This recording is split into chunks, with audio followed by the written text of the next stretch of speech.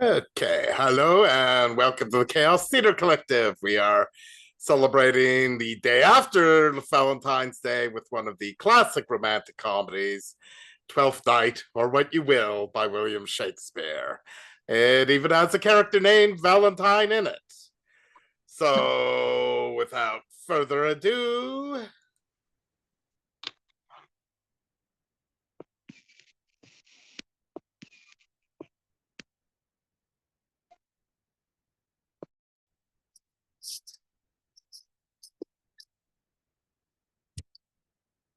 When that I was and a little tiny boy with a hey-ho, the wind and the rain, a foolish thing was but a toy, for the rain it raineth every day.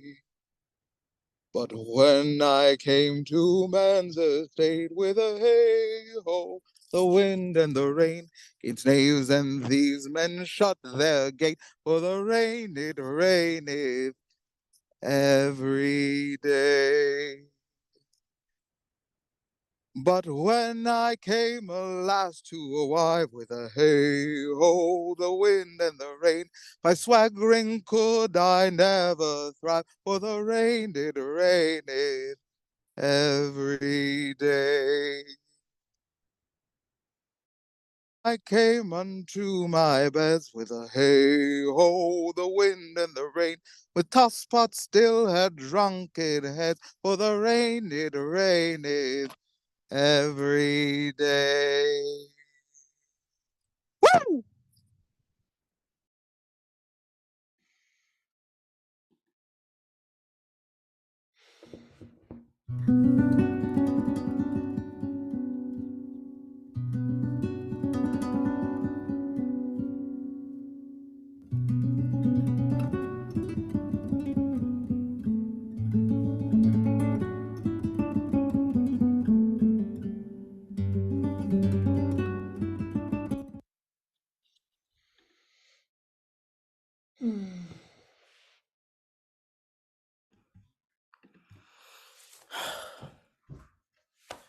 If music be the food of love, play on. Give me excess of it, that surfeiting. The appetite may sicken and so die.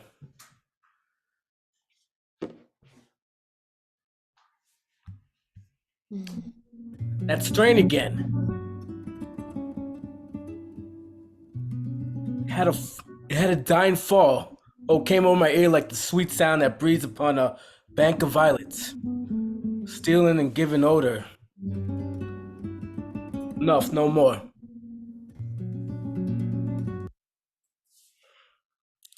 This is not so sweet now as it was before.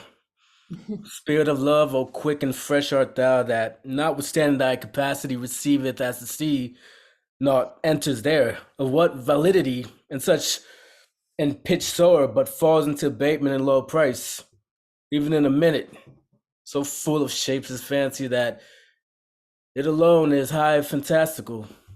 Will you go hunt, my lord? What, Curio? A heart? Why, so I do. The noblest that I have. Or when my eyes did see Olivia first, methought she purged the air of pestilence.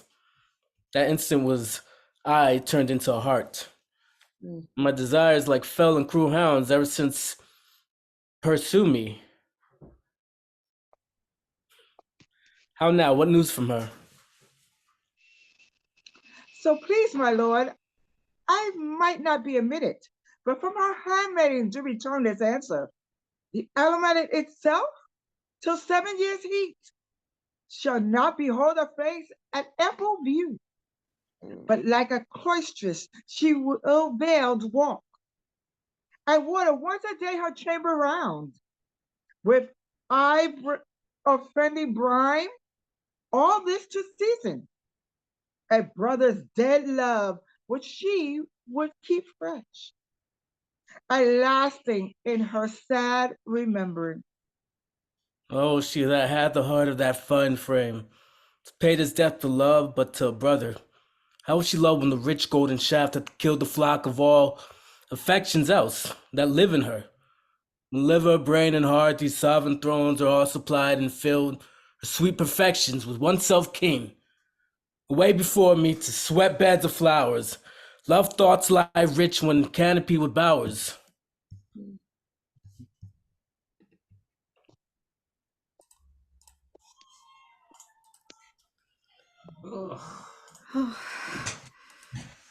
Oh, what country friend is this? This is Iliad, lady. And what should I do in Illyria? My brother, he is in Elysium. Perchance he is not drowned. What think you, sailor? It is perchance that you yourself are saved. Oh, my poor brother. And so, perchance, may he be. True, madam, and to comfort with you with chance, assure yourself, and after our shift did split, with you and those poor numbered saved you, hung on to our driving boat, I saw your brother, most provided in peril, bind himself, courage and hope, both teaching him in the practice, to a mast that I live upon the sea, where, like Aaron on the dolphin's back, I saw him hold acquaintance with the sea waves. So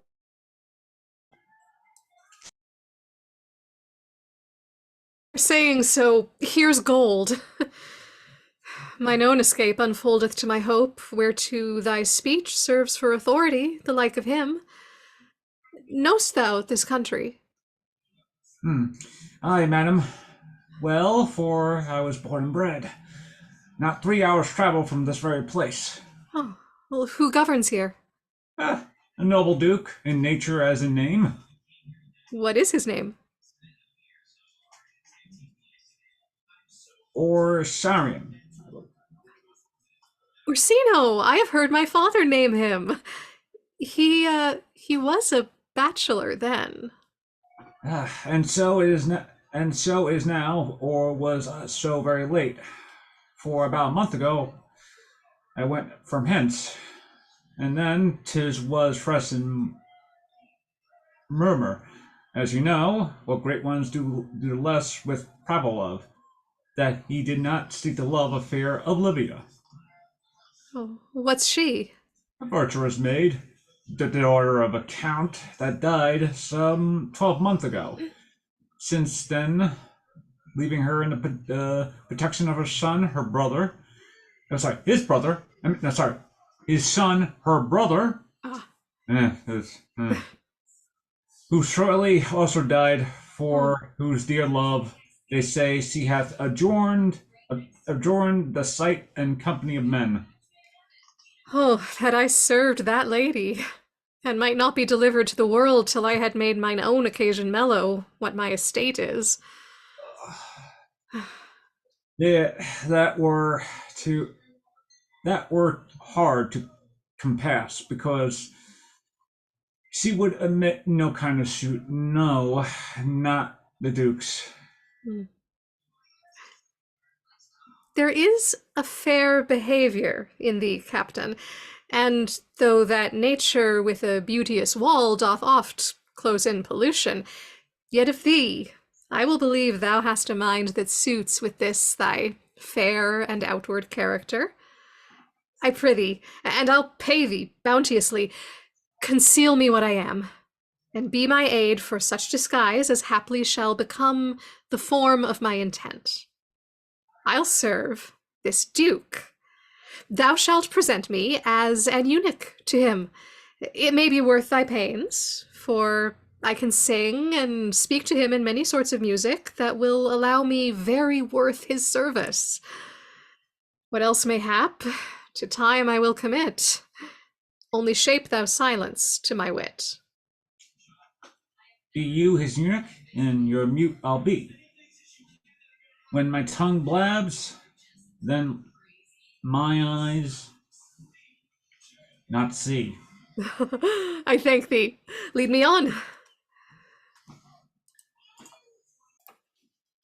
What a plague means my niece to take the death of her brother thus? I am sure care's an enemy to life. By my troth, Sir Toby, you must come in earlier o' nights.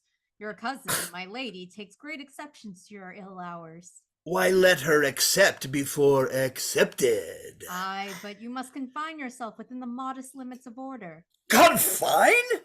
I'll confine myself no finer than I am. These clothes are good enough to drink in, and so be these boots too. And they be not, let 'em hang themselves in their own straps. That quaffing and drinking will undo you. I heard my lady talk of it yesterday, and of a foolish knight that you brought in one night here to be her wooer. Who? Sir Andrew Aguecheek? Aye, he. He's as tall a man as any's in Illyria. What's that to the purpose? Why, he has 3,000 ducats a year. Aye, but he'll have but a year in all these ducats. He's a very fool and a prodigal. Fie that shall say so! He plays on the viol de gamboys and speaks 3 or 4 languages word for word without book, and hath all the good gifts of nature. He hath indeed, almost natural, for besides that he's a fool, he's a great quarreller, and but that he hath the gift of a coward to allay the gust he hath in quarreling, 'tis thought among the prudent he would quickly have the gift of a grave. By this hand they are scoundrels and substractors that says so of him. Who are they? They that add, moreover, he's drunk nightly in your company. With drinking healths to my niece. I'll drink to her as long as there is passage in my throat and drink in Illyria. He's a coward and a costriel that will not drink to my niece till his brains turn on the toe like a Paris drop. Oh, what wench! Castellano vulgo, for here comes Sir Andrew Agueface.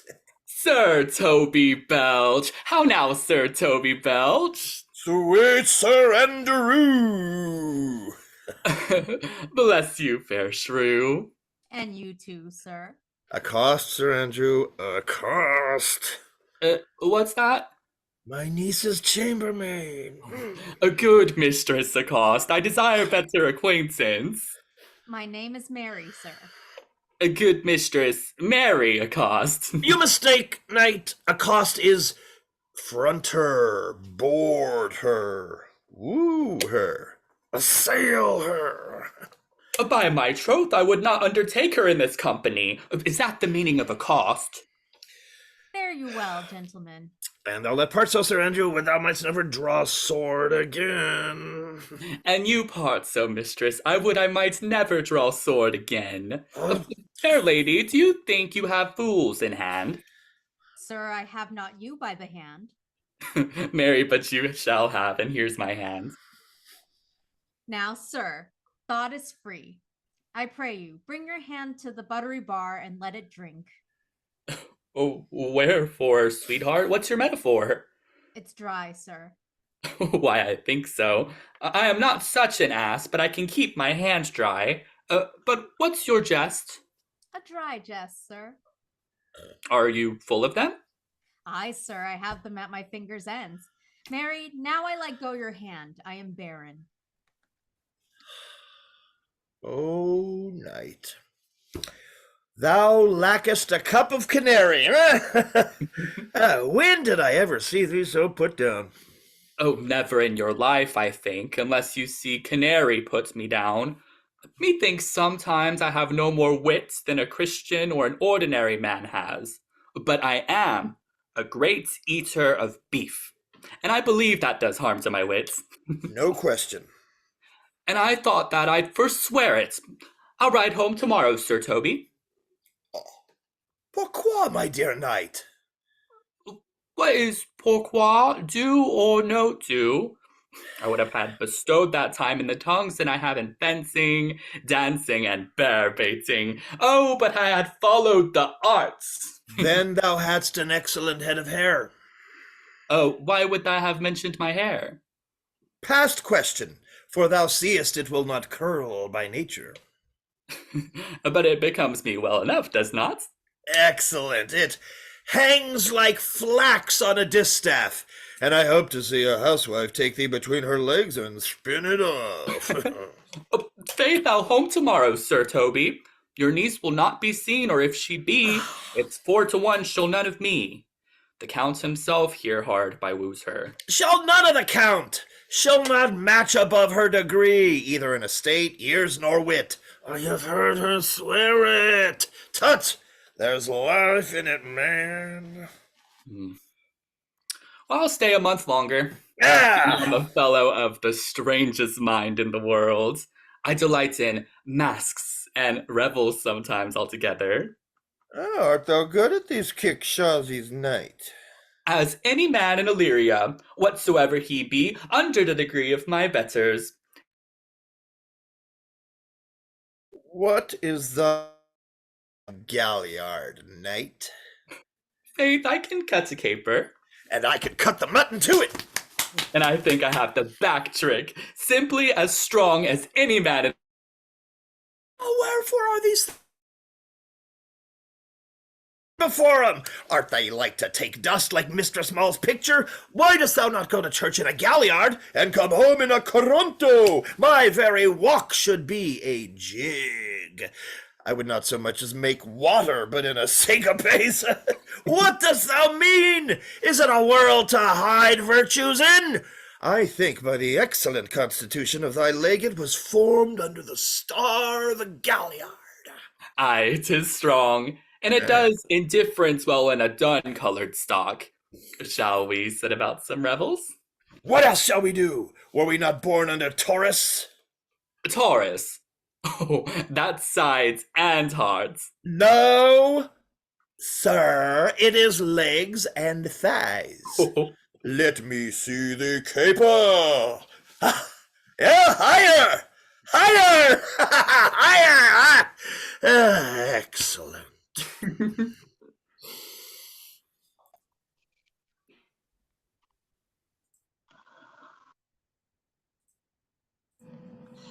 If the Duke continues towards these favors towards you, Cesario, you are likely to be much advanced.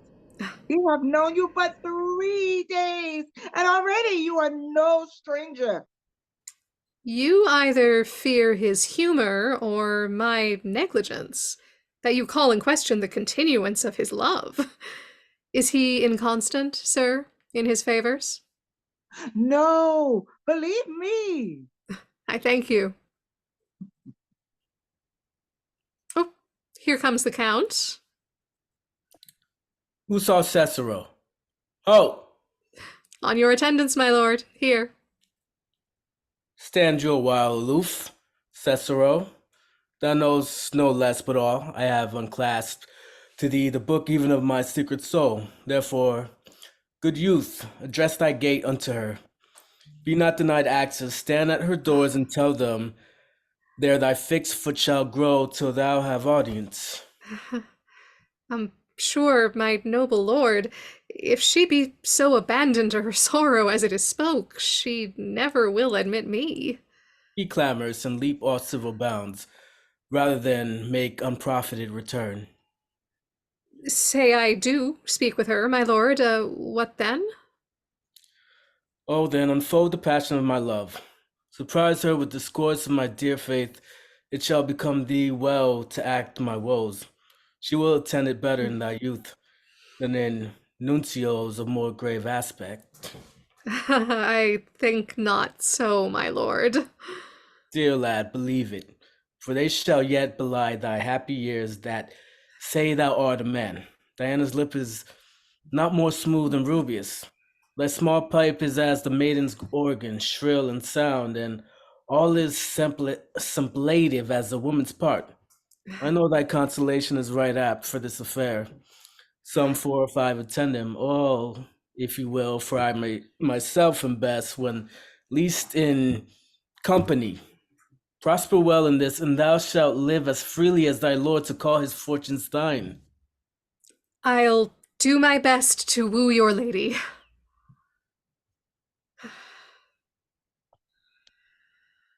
Oh, yet a barful strife. Whoe'er I woo, myself would be his wife.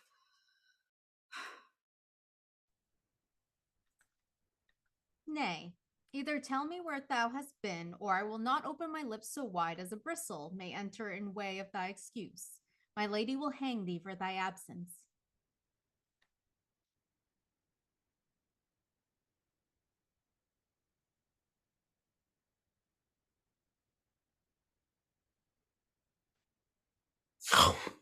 Let her hang me. He that is well hanged in this world needs to fear no colors. Make that good. Oh, he shall see none to fear. A good Lenten answer. I can tell thee where that was saying was born of. I fear no colors. Where, good Mistress Mary? In the wars, and that may you be bold to say in your foolery. Oh, well,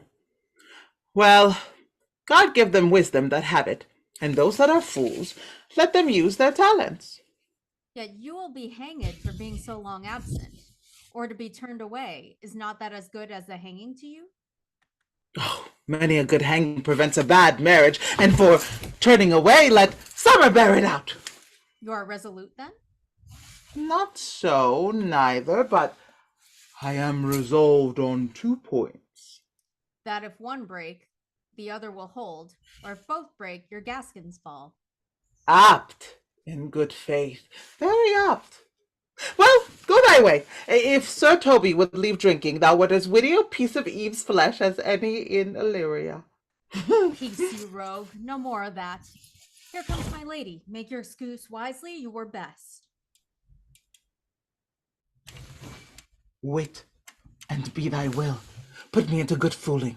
Those wits that think they have thee do very oft prove fools, and I that am sure I like thee may pass for a wise man. For what says Quinopolis?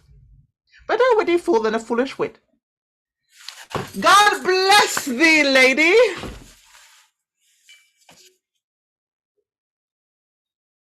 God bless thee.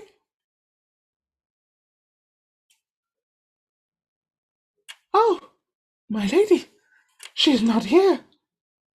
Well, I guess I would sing until she comes and be that foolish nit. With a hey-ho, a wind and the rain, raineth every day. It raineth. Take the fool away. Oh! Do you not hear, fellows? Take away the lady! Oh, go to, you're a dry fool. I'll no more of you. Besides, you grow dishonest. 2 faults, Madonna, that drink and good counsel will amend. For give the dry fool drink, then is the fool not dry? Bid the dishonest man mend himself. If he mend, he is no longer dishonest. Oh, if he cannot, well, let the butcher mend him. Anything that is mended is but patched. Virtue that transgresses is but patched with sin, and sin that amends is but patched with virtue. If that this simple syllogism will serve. So if it will not, what remedy? As there is no true cuckold but calamity. So beauty's a flower. The lady may take away the fool! Therefore I say again, take her away! Sir, I bade them take away you. Oh, misprision in the highest degree! Lady, cucullus non facit monachum.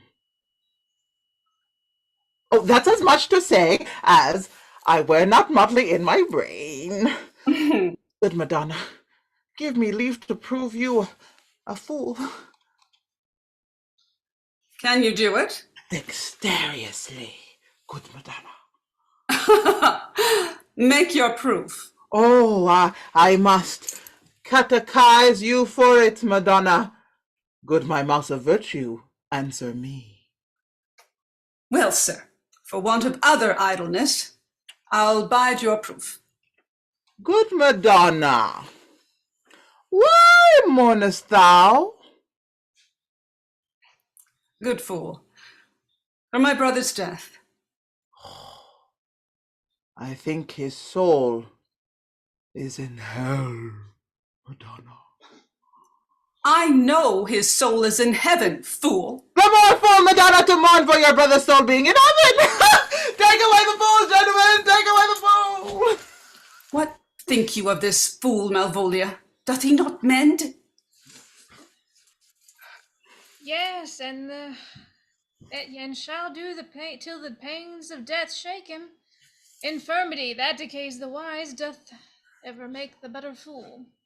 Oh, God send you, sir, a speedy infirmity, for the better increasing your folly. Sir Toby will be sworn that I am no fox, but he will not pass his word for 2 pence that you are no fool. How say you to that, Malvolia? I marvel your ladyship takes delight in such a barren rascal. I saw him put down the other day with an ordinary fool that has no more brain than a stone. Look you now, he's out of his guard already. Unless you laugh and minister occasion to him, he is gagged. I protest, I take these wise men that crow so at these set kind of fools no better than the fool zanies. Oh, you are sick of self-love, Malvolia, and taste with a distempered appetite. To be generous, guiltless, and of free disposition is to take those things for bird bolts that you deem cannon bullets. There is no slander in an allowed fool, though he do nothing but rail. Nor no railing in a known discreet woman, though she do nothing but reprove. Now Mercury endue thee with leasing, for thou speakest well of fools. Madam, there is at the gate a young gentleman much desires to speak with you. From the Count Orsino, is it? I know not, madam. 'Tis a fair young man and well attended. Who of my people hold him in delay? Sir Toby, madam, your kinsman. Oh, fetch him off, I pray you. He speaks nothing but madmen. Fie on him! Go you, Malvolia. If it be a suit from the Count, I am sick, or not at home, what ye will to dismiss it.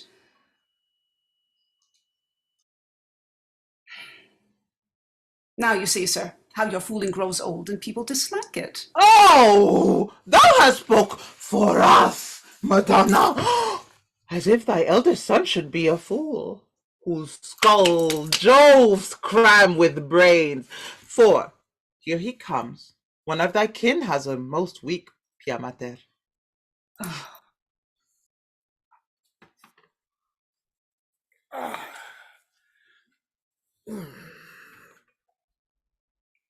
By mine whore, half drunk. What is he at the gate, cousin? A gentleman. A gentleman? What gentleman? 'Tis a gentleman here. Plague on these pickle herrings. Oh, how now, sot!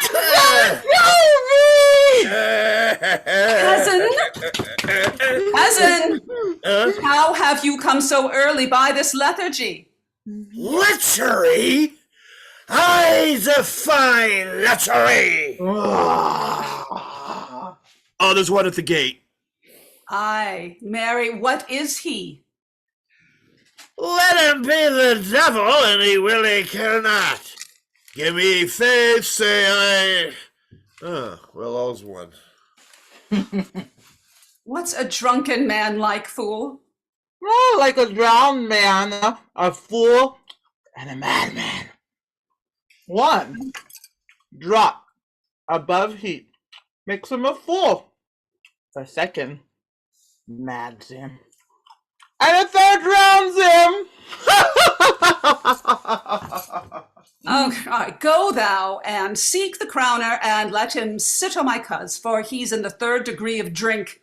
He's drowned. Go look after him. He is but mad yet, Madonna, and the fool shall look to the madman.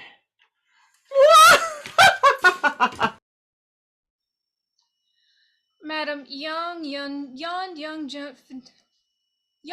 young fellow swears he will speak with you. I told him you were sick. He takes on him to understand so much and therefore comes to speak with you. I told him you were asleep. He seems to have a foreknowledge of that too, and therefore comes to speak with you. What is to be said of him, lady? He's fortified against any denial. Oh, tell him he shall not speak with me.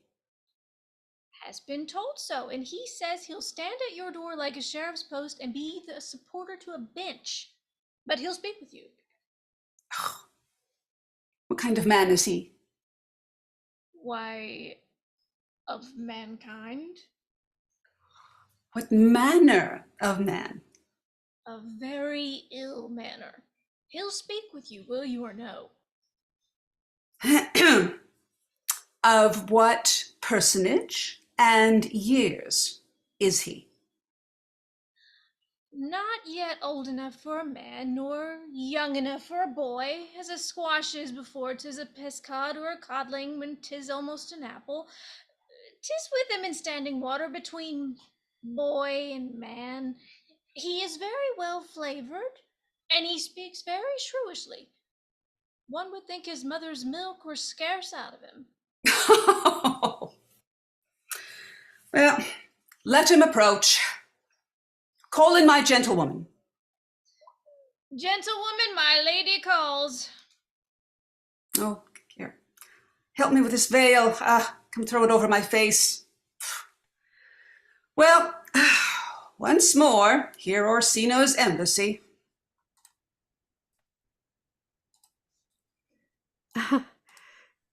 The honorable lady of the house, which is she? Speak to me. I shall answer for her. Your will? Most radiant, exquisite, and unmatchable beauty. I pray you, tell me if this be the lady of the house, for I never saw her. I would be loath to cast away my speech, for besides that it is excellently well penned, I have taken great pains to con it. Good beauties, let me sustain no scorn.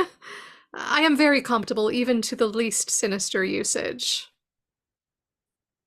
Whence came you, sir? Oh, I can say little more than I have studied, and that question's out of my part. Good gentle one, give me modest assurance if you be the lady of the house, that I may proceed in my speech. Are you a comedian? No, oh, my profound heart. And yet, by the very fangs of malice, I swear I am not that I play. Are you the lady of the house? If I do not usurp myself, I am. Most certain, if you are she, you do usurp yourself. For what is yours to bestow is not yours to reserve. But this is from my commission.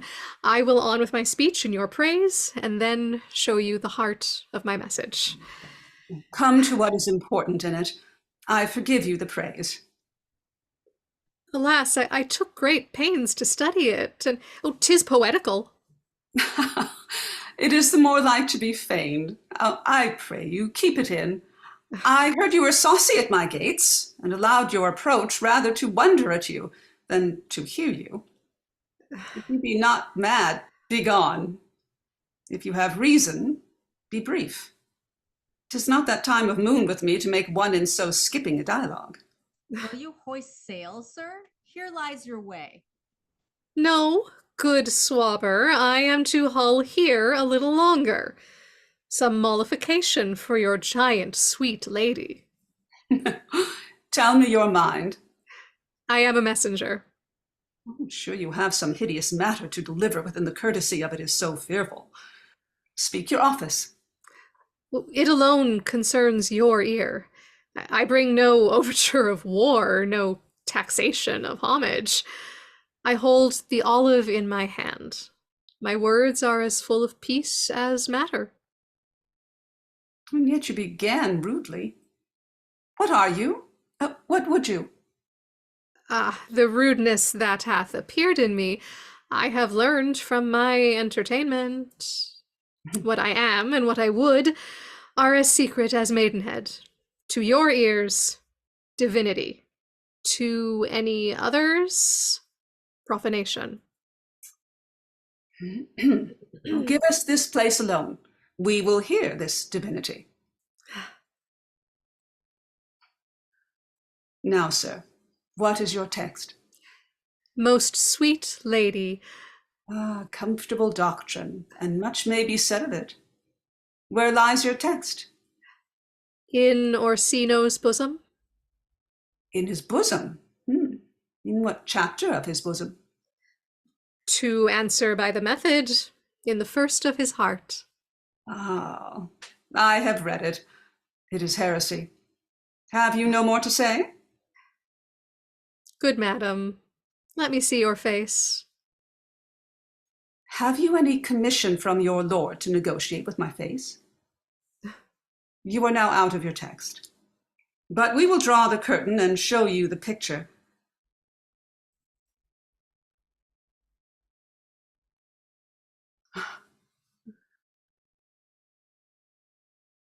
Look you, sir. Such one as I, this present, is not well done. Excellently done, if God did all. 'Tis ingrained, sir. 'Twill endure wind and weather. 'Tis beauty truly bent, whose red and white nature's own sweet and cunning hand laid on. Lady, you are the cruelest she alive, if you will lead these graces to the grave and leave the world no copy. Oh, sir, I will not be so hard-hearted. I will give out divers schedules of my beauty. It shall be inventoried, and every particle and utensil labeled to my will, as item, 2 lips, indifferent red. Item, 2 gray eyes with lids to them. Item, 1 neck, 1 chin, and so forth. Were you sent hither to praise me? I see what you are. You are too proud. But if you were the devil, you are fair. My lord and master loves you. Oh, such love could be but recompensed though you were crowned the nonpareil of beauty. How does he love me? With adorations, fertile tears, oh, with groans that thunder love, with sighs of fire.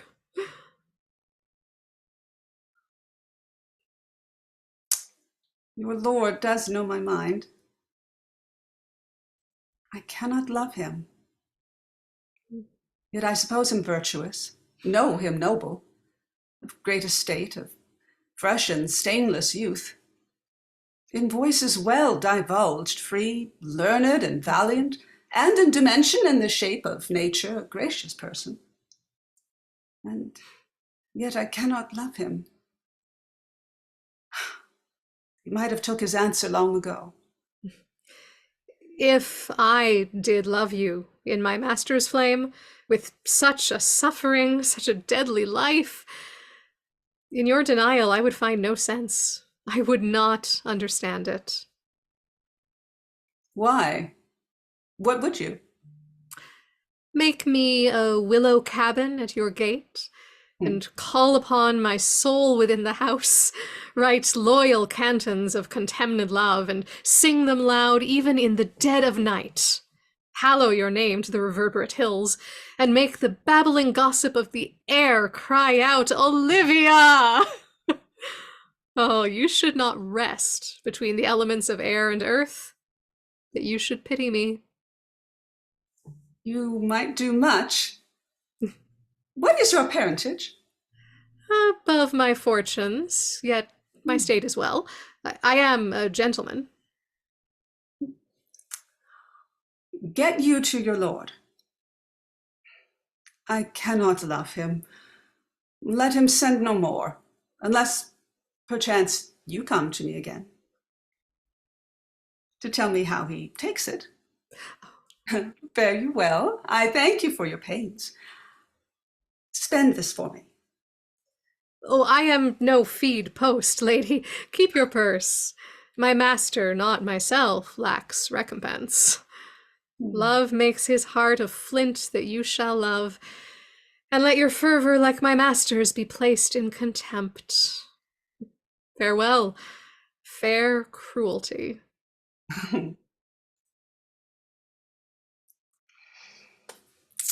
What is your parentage? Above my fortunes, yet my state is well. I am a gentleman. I'll be sworn thou art. Thy tongue, thy face, thy limbs, action, and spirit do give thee fivefold blazon. Not too fast. Soft, soft. Unless the master were the man. How now, even so quickly may one catch the plague? Methinks I feel this youth's perfections with an invisible and subtle stealth to creep in at mine eyes. Well, let it be. What ho, Malvolia? Here, madam, at your service. Run after that same peevish messenger, the county's man. He left his ring behind him, would I not? Tell him I'll none of it. Desire him not to flatter with his lord, nor hold him up with hopes. I am not for him. If that the youth will come this way tomorrow, I'll give him reasons for it. Hide thee, Malvolia.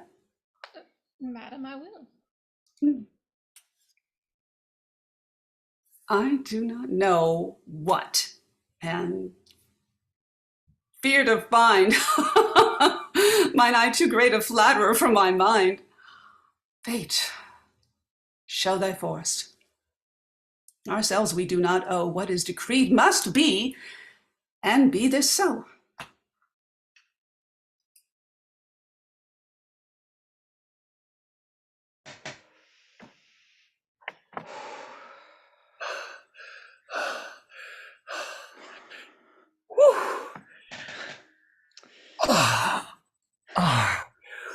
Will you stay no longer?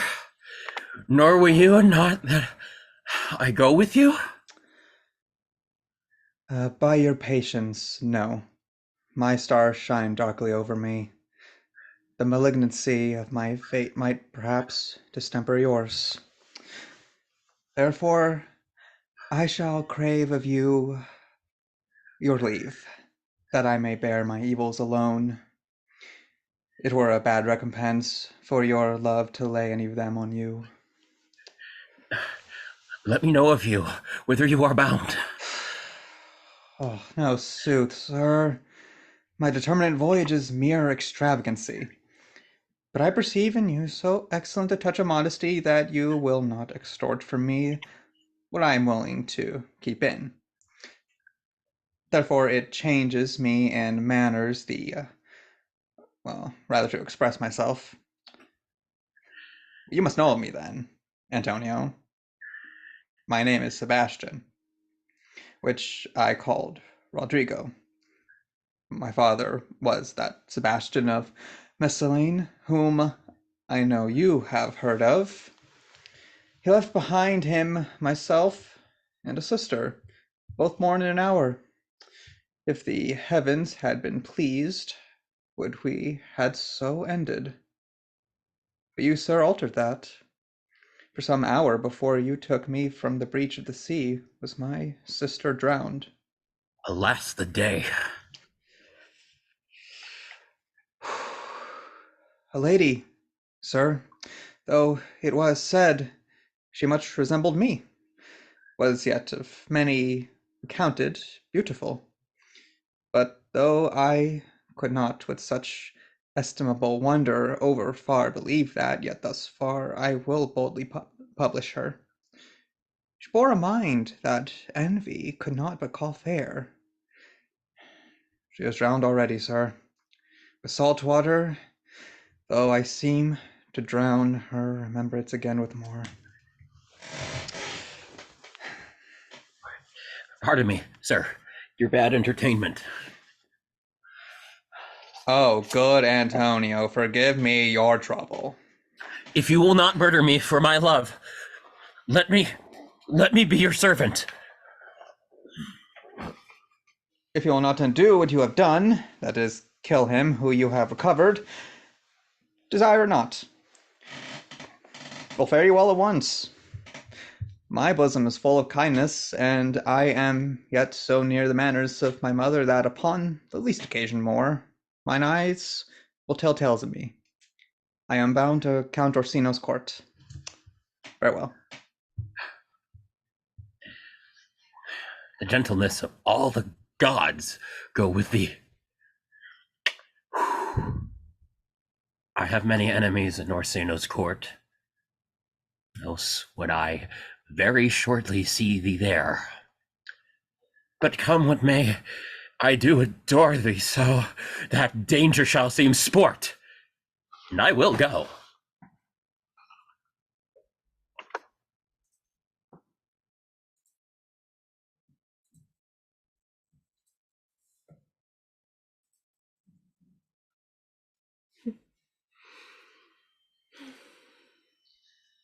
Were you not even now with Countess Olivia?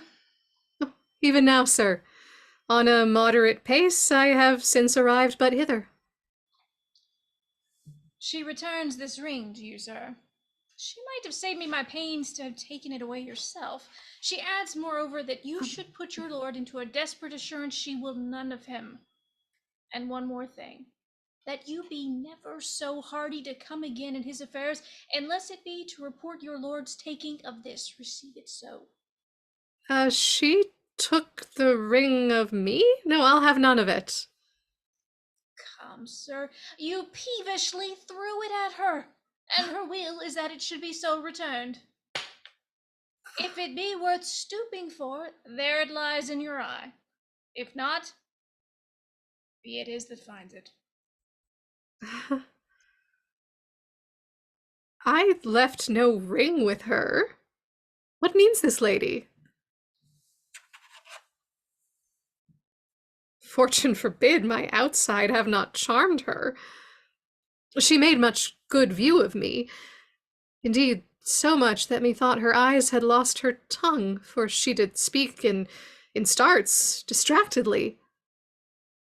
She loves me, sure. Oh, the cunning of her passion invites me in this churlish messenger. None of my lord's ring. Why, he sent none. I am the man. Oh, if it be so as 'tis, poor lady, she were better love a dream. Oh, disguise, I see thou art a wickedness wherein the pregnant enemy does much. How easy it is for the proper false in women's waxen hearts to set their forms.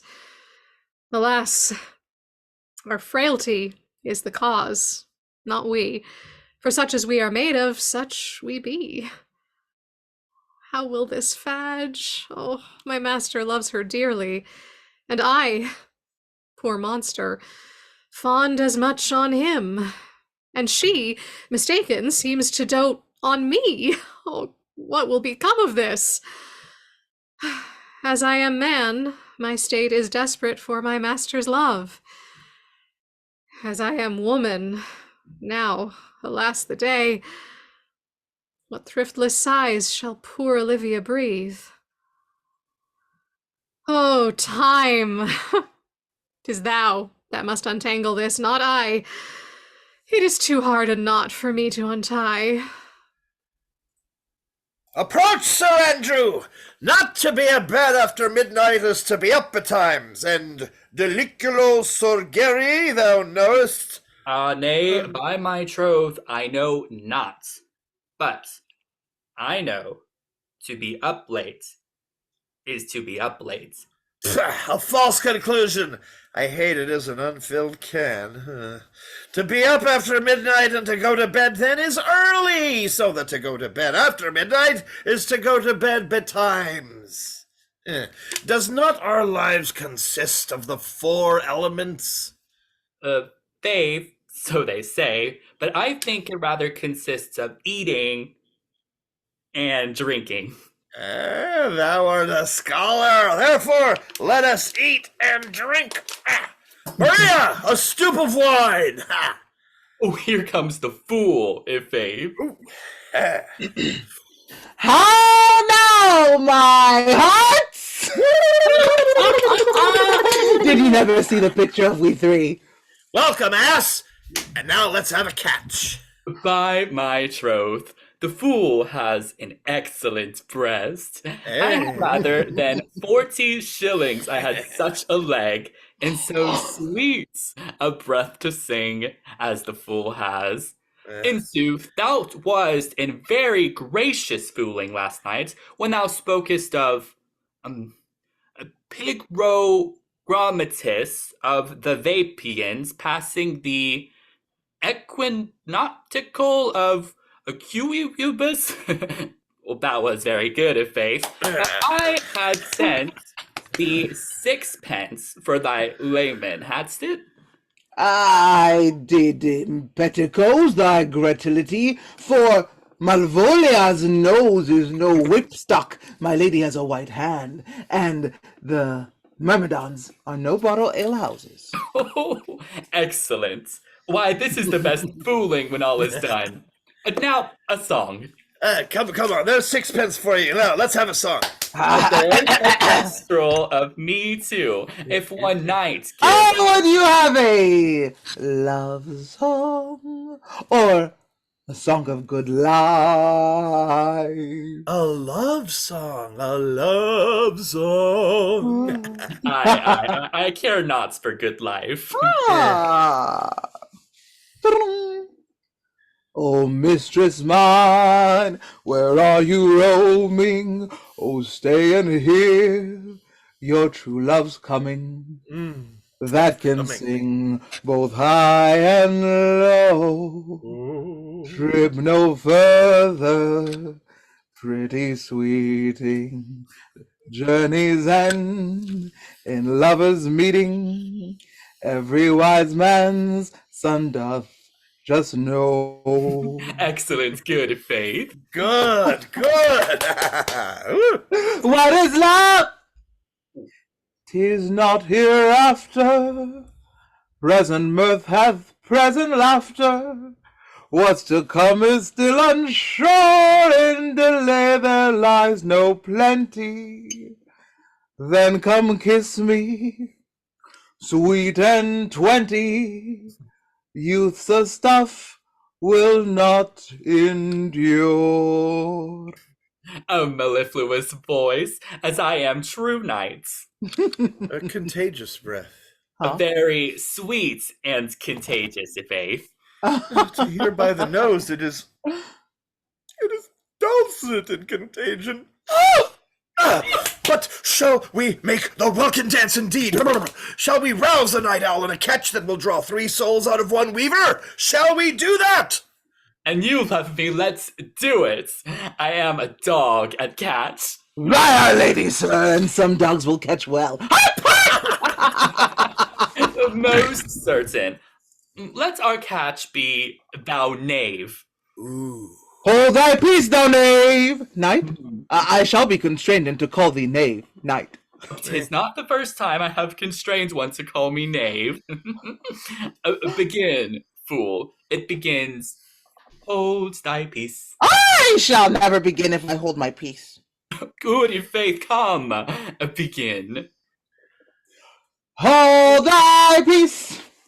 And I prithee, hold thy peace! I prithee, hold thy peace, thou knave, thou knave! Hold thy peace, thou knave, thou knave! Hold thy peace,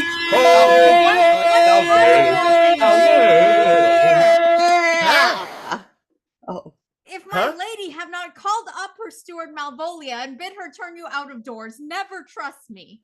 My lady's a Catalian. We are politicians. Malvolia's a Pegger Ramsay, and 3 merry men are we. Ho, ho. Am I not consanguineous? Am I not of her blood? Tilly Valley, lady, there dwelt a man in Babylon, lady. Don't beshrew me! The knight's in admirable fooling. Aye, he does well enough if he be disposed, and so do I too. He does it more with better grace, but I do it more natural. On the 12th day of December, my true love gave to me. For the love of God, peace. Peace? Hold thy peace! Hold thy peace! Huh? Oh. Peace? Or what are you? Have you no wit? Manners? Nor honesty, but to gabble like tinkers at this time of night? Do you make an alehouse of my lady's house that you squeak out your catches without any mitigation or remorse of voice? Is there no respect of place, persons, nor time of you? We did keep time, ma'am, in our catches. Snack up. Sir Toby, I must be around with you. My lady bade me tell you that though she harbors you as her kinsman, she's nothing allied to your disorders. If you can separate yourself in your misdemeanors, you are welcome to the house. If not, and it would please you to take leave of her, she is very willing to bid you farewell. Farewell? Farewell, dear heart, since I must needs be gone. Nay, good Sir Toby. His eyes do show his days are almost done. But I will never die. Sir Toby, there you lie. This is much credit to you. Shall I bid him go? What and if you do no? Shall I bid him go and spare him no?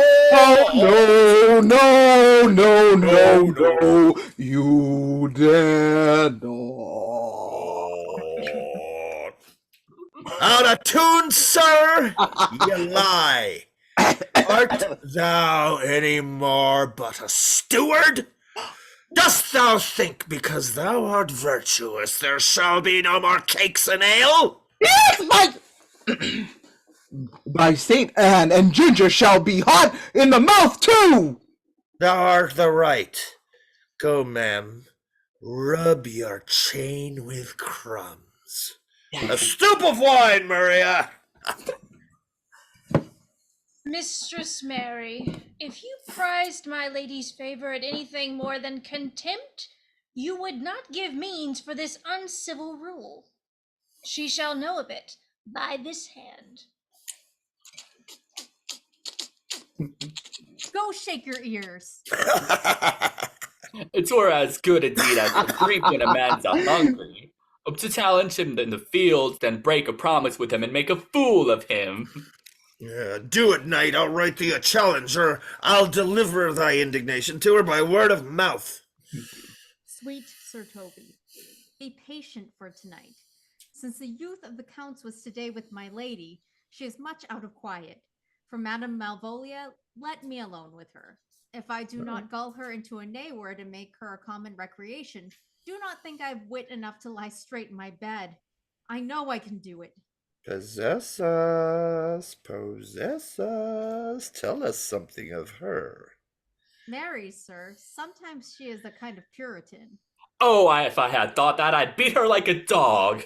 What? For being a Puritan? What thy exquisite reason, dear knight? I have no exquisite reason for it, but I have reason good enough. The devil a Puritan that she is, or anything constantly by time pleaser. An affectioned ass that cons state without book and utters it by great swaths. The best persuaded of herself, so crammed as she thinks with excellencies. That is her grounds of faith that all that look on her love her. And on that vice in her will my revenge find notable cause to work. What wilt thou do? I will drop in her way some obscure epistles of love, wherein by the color of her hair, the shape of her leg, the manner of her gait, the expression of her eye, forehead, and complexion, she shall find herself most feelingly personated. I can write very like my lady, your niece. On a forgotten matter, we can hardly make distinction of our hands. Excellent!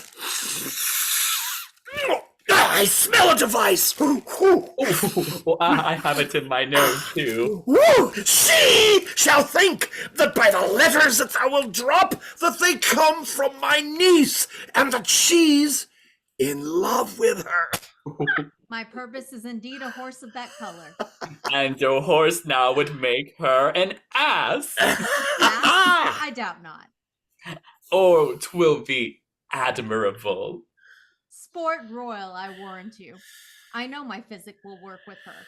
I will plant you two and let the fool make a third, where she shall find the letter, observe her construction of it. For this night to bed and dream on the event. Farewell. Good night, Pensethalea. Before me, she's a good wench. Oh, she's a beagle, true bred, and one that adores me. Huh? What is that? I was adored once too. Let's to bed, knight. Let's to bed. Thou hast need send for more money. If I cannot recover your niece, I'm a foul way out. Yeah, send for money, knight. If thou hast her not in the end, call me cut. If I do not, never trust me. Take it how you will. Oh, come, I'll burn some sack. 'Tis too late to go to bed now. Come, knight. Come, knight.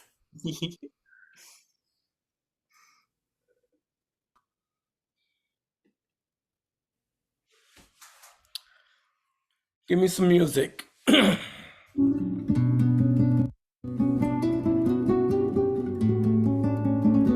Now, tomorrow, friends.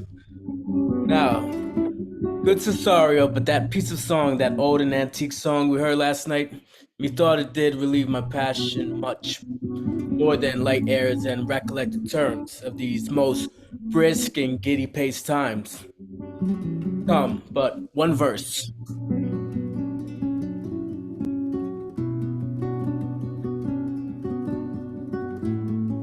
He is not here, sir. So please, your lordship, that should sing it. Was it? The jester, my lord, a fool that the lady Olivia fathers took much delight in. He is in about the house. Seek him out. And play the tune the while. Come hither, boy. If ever thou shalt love in the sweet pangs of it, remember me. For such as I am, all true lovers are, unstead and skittish in all motions else, save in the constant image of the creature that is beloved. How dost thou like this tune? Oh, it gives a very echo to the seat where love is throned. Thou dost speak masterly. My life upon it, young thou art, though thou art, thine eye hath stayed upon some favor that it loves. Has it not, boy? A little, by your favor. What kind of woman is it? Of your complexion. She's not worthy. Then, what year is that faith? About your years, my lord. Too old, by heaven.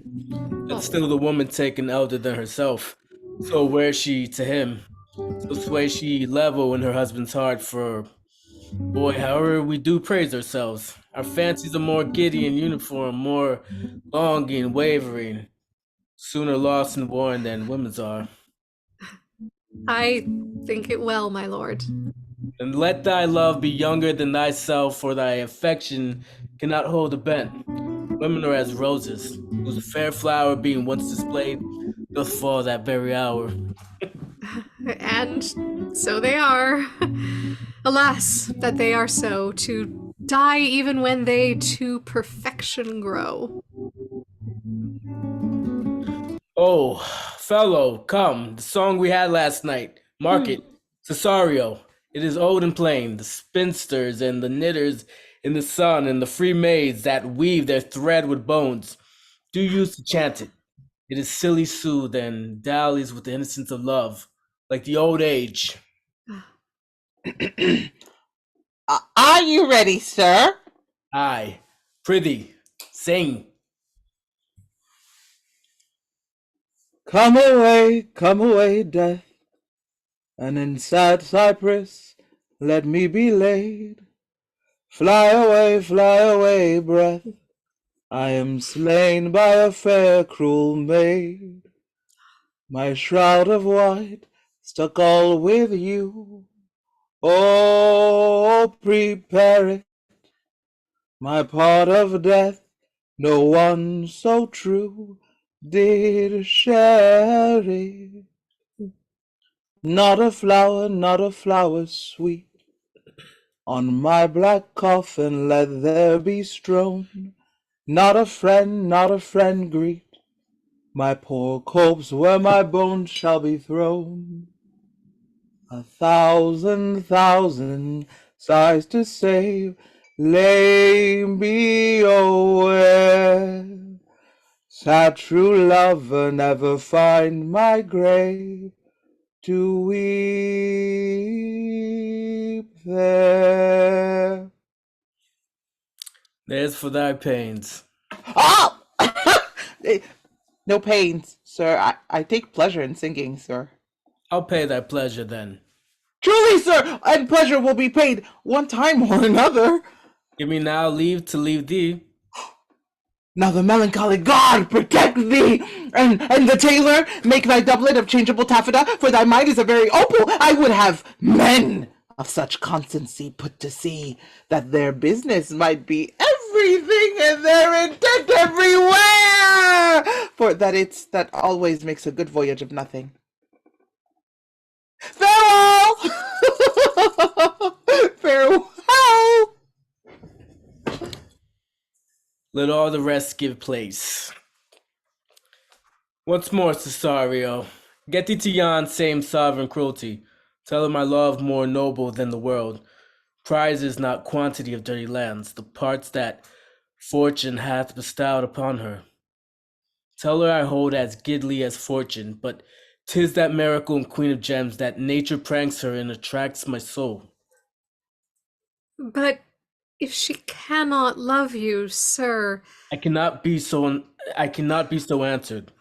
Oh, sooth, but you must. Say that some lady, as perhaps there is, hath for your love as great a pang of heart as you have for Olivia. You cannot love her, you tell her so. Must she not then be answered? There is no woman's sides. There's no woman's sides can bide the beating of so strong a passion. As love doth give my heart, no woman's heart, so big to hold so much, they lack retention. Alas, their love may be called appetite, no motion of the liver but the palate, that suffers surfeit, cloyment, and revolt. But mine is all as hungry as the sea, and can digest as much. Make no compare between that love a woman can bear me, and that I owe Olivia. Aye, but I know that... What dost thou know? Too well what love women to men may owe. In faith, they are as true of heart as we. My father had a daughter, loved a man as it might be, perhaps, were I a woman, I should, your lordship. And what's her history? A blank, my lord. She never told her love, but let concealment, like a worm in the bud, feed on her damask cheek.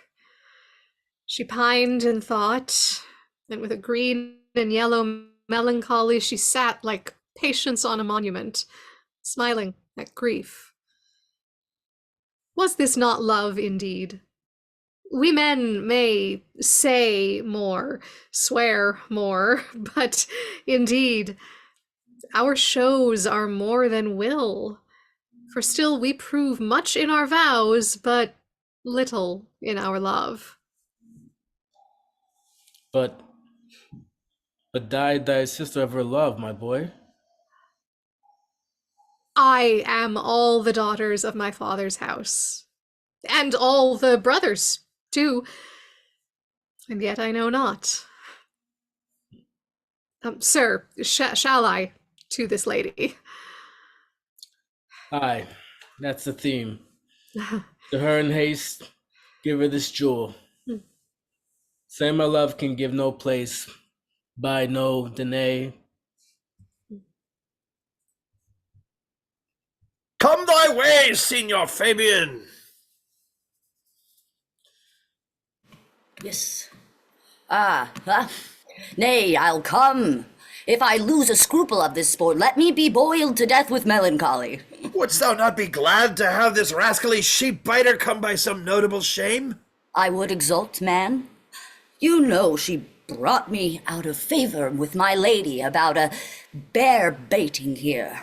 To anger her, we shall have the bear again, and we will fool her black and blue, will we not, Sir Andrew? And we do not, it is a pity of our lives. Oh, here comes the little villain. How now, my metal of India? Get you all three into the box tree. Malvolia's coming down this walk. She has been yonder in the sun practicing behavior to her own shadow this half hour. Observe her, for the love of mockery, for I know this letter will make a contemplative idiot of her. Close, in the name of jesting. Now, lie thou there, for here comes the trout that must be caught with tickling.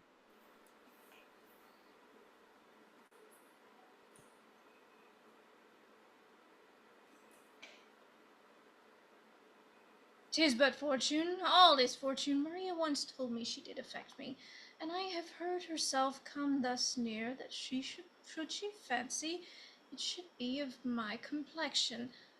Besides, she uses me with a more exalted respect than anyone else that follows her. What should I think on it?" Here's an overweening rogue. Peace, contentation makes a rare turkey cock of her. How she jets under her advanced plumes. Slides, I could so beat the rogue. Peace, I say. "Be contest Malvolia." Ah, rogue. Pistol her, pistol her. Peace, peace, peace. There's an example for it. The Lady of Strachey married the yeoman of the wardrobe. Fie on her, Jezebel. Oh, peace, now she's deeply in. Look how imagination blows her. Having been 3 months married to her, sitting in my state. Oh, for a stone bow to hit her in the eye. Calling my officers about me in my branched velvet gown, having come from a daybed where I have left Olivia sleeping. Fire and brimstone. Peace, peace. And then to have the humor of state. And after a demure travel of regard, telling them I know my place, as I would they should do theirs, to ask for my kinsman Toby. Bolts and shackles! Peace, now. 7 of my people with an obedient start make out for him. I frown the while, and perchance wind up my watch, or play with my some rich jewel. Toby approaches, curtsies there to me. Shall this lady live? Though our silence be drawn from us with cause, yet peace. I extend my hand to them thus, quenching my familiar smile with an austere regard of control. And does not Toby take you a blow to the lips then? Saying, "Cousin Toby, my fortunes, having cast me on your knees, give me this prerogative of speech." What? "You must amend your drunkenness." Out, scab! Nay, patience, or we break the news of our plot. "Besides, you waste the treasure of your time with a foolish knight." That's me, I warrant you. "One Sir Andrew." Oh, I knew 'twas me, for many do call me a fool. "What employment have we here?" Now is the woodcock near the gin. Oh, peace and the spirit of humors intimate reading aloud to her. By my life, this is my lady's hand. These be her very C's, her U's, and her T's, and thus she make great P's. It is in contempt of question her hand. Her C's, her U's, and her T's. Why that? To the unknown beloved this, and my good wishes, her very phrases, by my leave, wax soft, and the impression her like of which she uses to seal. 'Tis my lady. To whom should this be? This wins her, liver and all. Jove knows I love, but who? Lips do not move. No man must know, no man must know. What follows? The number's altered. No man must know. If this should be thee, Malvolia. Marry hang thee, Brock! I may command where I adore, but silence, like a Lucretian knife, with bloodless stroke my heart doth gore. M-O-A-I doth sway my life. Fustian riddle. Excellent wench, say I. M-O-A-I doth sway my life. Nay, but first let me see. What dish of poison has she dressed her? And with what wing the Staniel checks at it? I may command where I adore. Why, she may command me. I serve her, she is my lady. Why, this is evident to any formal capacity. There is no obstruction in this, and in the end, what should that alphabetical position portend? If I could make that resemble something in me. M-O-A. Oh, I make up that. She is now at a cold scent. Souter will cry upon it for all this, though it be as rank as a fox. M! Malvolia! Why, that begins my name! Yeah. Did I not say she would work it out? Oh, the cure is excellent at faults. But then there is no constancy in the sequel that follows under probation. A should follow, but O does. And O shall end, I hope. Aye, or I'll cudgel her and make her cry, O. And then I comes behind. Aye, an eye you had behind you. You might see more detraction at your heels than fortunes before you. M-O-A-I. The simulation is not as former. It's not the former, and yet to crush this a little, it would bow to me. For every one of these letters are in my name. Soft here follows prose. If this fall into thy hand revolve, in my stars I am above thee. But be not afraid of my greatness. Some are born great, some achieve greatness, and some have greatness thrust upon them. Thy fates open their hands. Let thy blood and spirit embrace them. And to inure thyself to what art like to be, cast thy humble slough, and appear fresh. Be opposite with a kinsman, surly with servants. Let thy tongue tang arguments of state.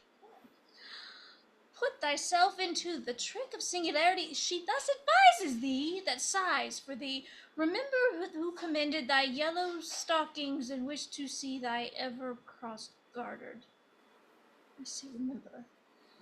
Go to, thou art made, if thou desirest to be so. If not, let me see thee a steward still, the fellow of servants, and not worthy to touch fortune's fingers. Farewell. She that would alter services with thee, the fortunate, unhappy. Daylight and champion discovers not more. This is open. I will be proud. I will read politic authors. Will baffle Sir Toby. I will wash off gross acquaintance. I will point device the very man. I do not fool myself to let imagination jade me, for every reason excites to this, that my lady loves me. She did commend my yellow stockings of late. My yellow stockings. She did praise my leg being cross-gartered, and in this she manifests herself to my love, and with a kind of injunction drives me to these habits of her liking. I thank my stars. I am happy. I will be strange, stout in yellow stockings and cross-gartered, even with the swiftness of putting on. Jove and my stars be praised. Here is yet a postscript. Thou canst not choose but know who I am. If thou entertainest my love, let it appear in thy smiling. Thy smiles become thee well. Therefore my presence still smile. Dear my sweet, I prithee. Jove, I beg thee. I will smile. I will do everything that thou wilt have me.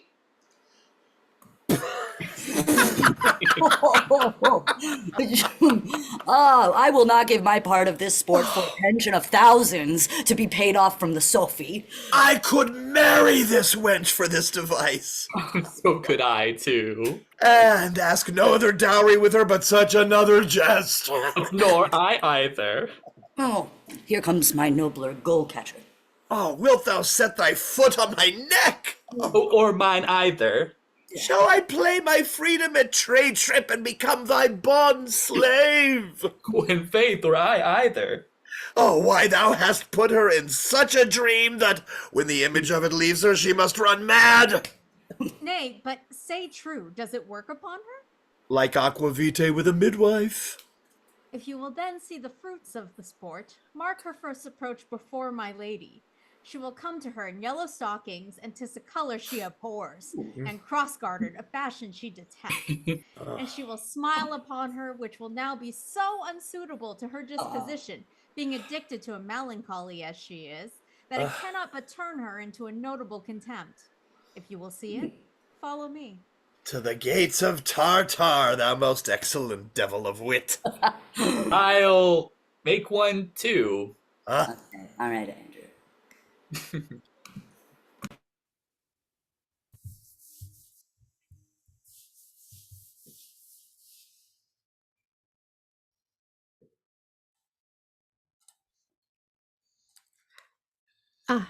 Save thee, friend, and thy music. Dost thou live by thy tabor? No, sir. I live by the church. Art thou a churchman? No such matter, sir. I do live by the church, for I do live at my house. And my house does stand by the church.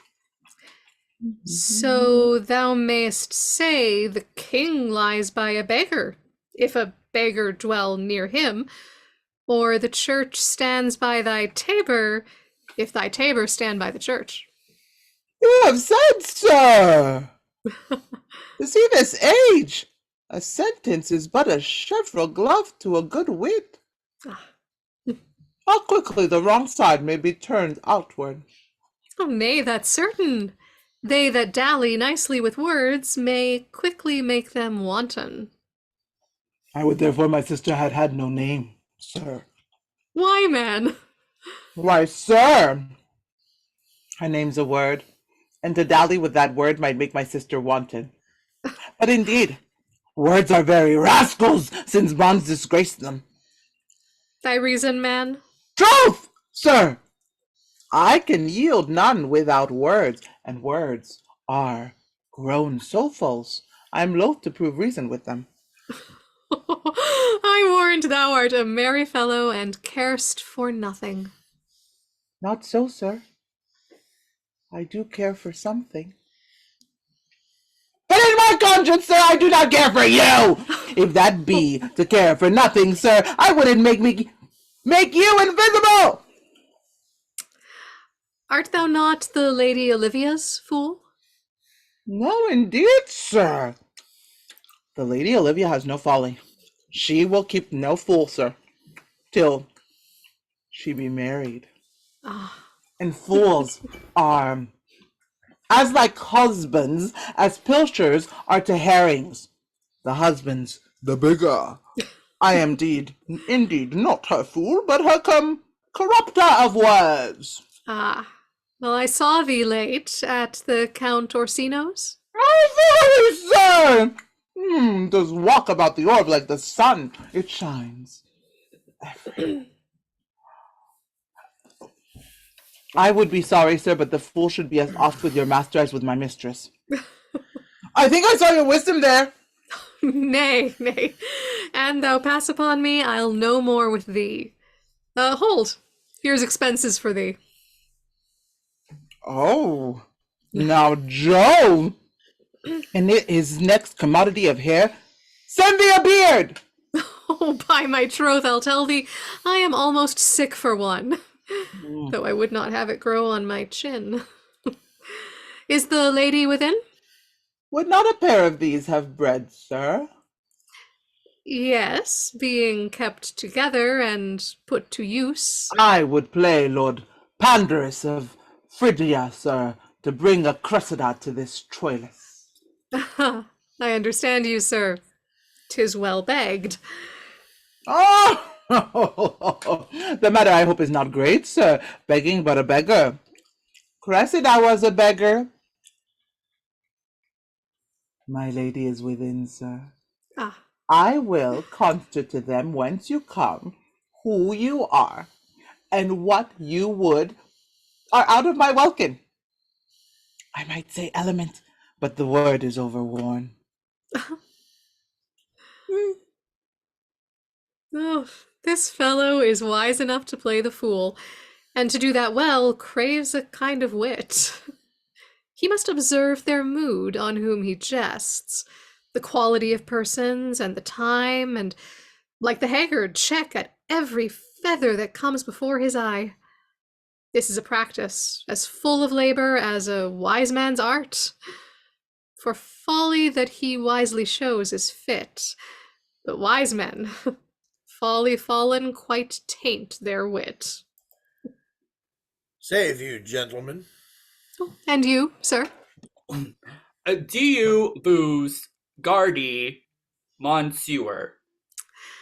Et vous aussi, votre serviteur. I hope, sir, you are, and I am yours. Will you encounter the house? My niece is desirous that you should enter, if your trade be to her. I am bound to your niece, sir. I mean, she is the list of my voyage. Taste your legs, sir. Put them to motion. My legs do better understand me, sir, than I understand what you mean by bidding me taste my legs. I mean to go, sir. To enter. I will answer you with gate and entrance, but we are prevented. Ah, most excellent, accomplished lady, the heavens rain odors on you. That you've a rare courtier. Rain orders, well. My matter hath no voice, lady, but to your own most pregnant and vouchsafed ear. Odors, pregnant, and vouchsafed. I'll get 'em all three ready. Let the garden door be shut, and leave me to my hearing. Give me your hand, sir. My duty, madam, and most humble service. What is your name? Cesario is your servant's name, fair princess. My servant, sir. 'Twas never merry world since lowly feigning was called compliment. Your servant to the Count Orsino, youth. And he is yours, and his must needs be yours. Your servant's servant is your servant, madam. For him, I think not on him. For his thoughts would they were blanks rather than filled with me. Madam, I come to whet your gentle thoughts on his behalf. Oh, by your leave, I pray you. I bade you never speak of him again. Would you undertake another suit? I had rather hear you to solicit that than music from the spheres. Oh, dear lady, Give me leave, beseech you. I did send, after the last enchantment you did here, a ring in chase of you. So did I abuse myself, my servant, and I fear me, you. Under your hard construction must I sit, to force that on you in a shameful cunning which you knew none of yours. What might you think? Have you not set mine honor at the stake and baited it with all the unmuzzled thoughts that tyrannous heart can think? To one of your receiving enough is shown. At Cyprus, not a bosom hides my heart. So let me hear you speak. I pity you. That's a degree to love. No, not a grise, for 'tis a vulgar proof that we very oft pity enemies.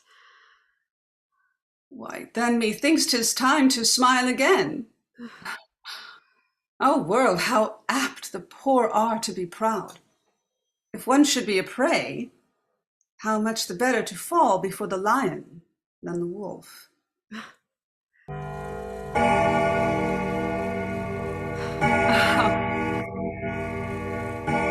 The clock upbraids me with the waste of time. Be not afraid, good youth, I will not have you. And yet when wit and youth is come to harvest, your wife is like to reap a proper man. There lies your way, due west. Then westward ho.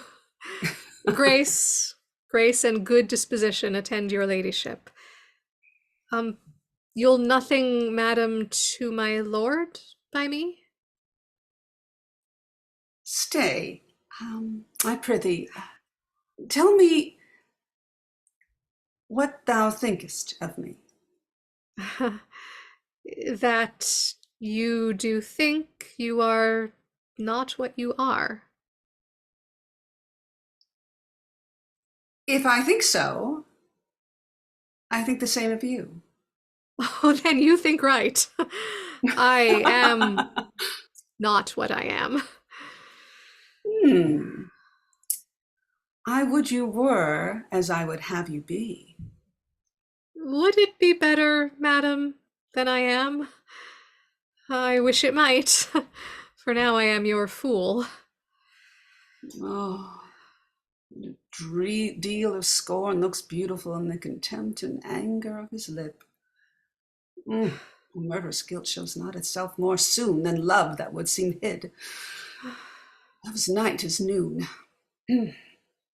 Cesario, by the roses of the spring, by maidhood, honor, truth, and everything, I love thee so, that maug all thy pride, nor wit nor reason can my passion hide. Do not extort thy reasons from this clause, for that I woo, thou therefore hast no cause. But rather reason thus with reason fetter.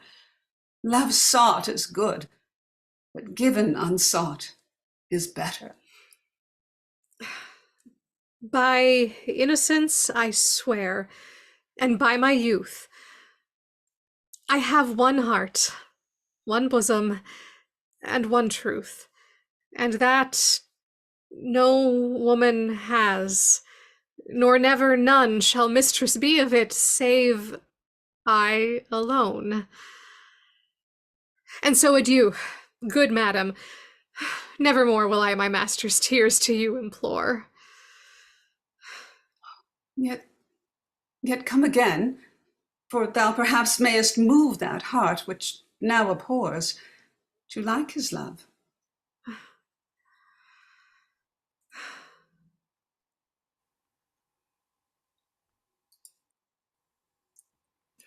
No, Faith, I'll not stay a jot longer. Thy reason, dear Venom, give thy reason. You must needs yield your reason, Sir Andrew. Mary, I saw your niece do more favors to the Count's serving man than ever she bestowed upon me. I saw it in the orchard. Did she see thee, the wild old boy? Tell me that. As plain as I see you now. This was a great argument of love in her toward you. Slight, will you make an ass of me? I will prove it legitimate, sir, upon the oaths of judgment and reason. And they have been grand jurymen since before Noah was a sailor. She did show favor to the youth in your sight only to exasperate you, to awake your dormouse valor, to put fire in your heart and brimstone in your liver. You should then have accosted her, and with some excellent jests fire new from the mint, you should have banged the youth into dumbness. This was looked for at your hand, and this was balked. The double guilt of this opportunity you let time wash off, and you are now sailed into the north of my lady's opinion, where you will hang like an icicle on a Dutchman's beard, unless you do redeem it by some laudable attempt either of valor or policy. And be anyway, it must be with valor. For policy I hate. I had as lief as a browness as a politician. Why then, build me thy fortunes upon the basis of valor. Challenge me, the Count's youth, to fight with him. Hurt him in 11 places. My niece shall take note of it, and assure thyself there is no love broker in the world can more prevail in man's commendation with woman than report of valor. There is no way but this, Sir Andrew. Will either of you bear me a challenge to him? Go, write it in a martial hand. Be cursed and brief. It is no matter how witty, be it so eloquent and full of invention. Taunt him with the license of ink. If thou thouest him with some thrice, it shall not be amiss. And as many lies as will lie in the sheet of paper, although the sheet were big enough for the bed of ware in England, set 'em down. Go, about it. Let there be gall enough in thy ink, though thou write with a goose pen, no matter. About it! Where shall I find you? Meet me at the cubiculo. Go! I don't know. This is a dear mannequin to you, Sir Toby. Oh, I have been dear to him, lad, some 2,000 strong or so. Oh. We shall have a rare letter for him, but you'll not deliver it. Never trust me then, and by all means stir on the youth to an answer. I think oxen and wain ropes cannot hale them together. For Andrew, if he were opened, and you find so much blood in his liver as will clog the foot of a flea, I'll eat the rest of the anatomy. And his opposite, the youth, bears in his visage no great presage of cruelty. Oh, look, where the youngest wren of mine comes. You desire the spleen and will laugh yourselves into stitches. Follow me.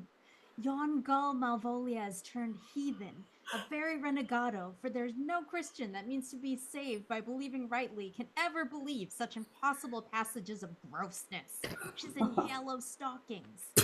And cross-gartered! Most villainously, like a pedant that keeps a school in the church. I have dogged her like her murderer.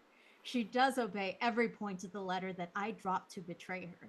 She does smile her face into more lines than is in the new map with the augmentation of the Indies. You have not seen such a thing as 'tis. I can hardly forbear hurling things at her. I know my lady will strike her. If she do, she'll smile and take it for a great favor. Oh, come, bring us to where he is.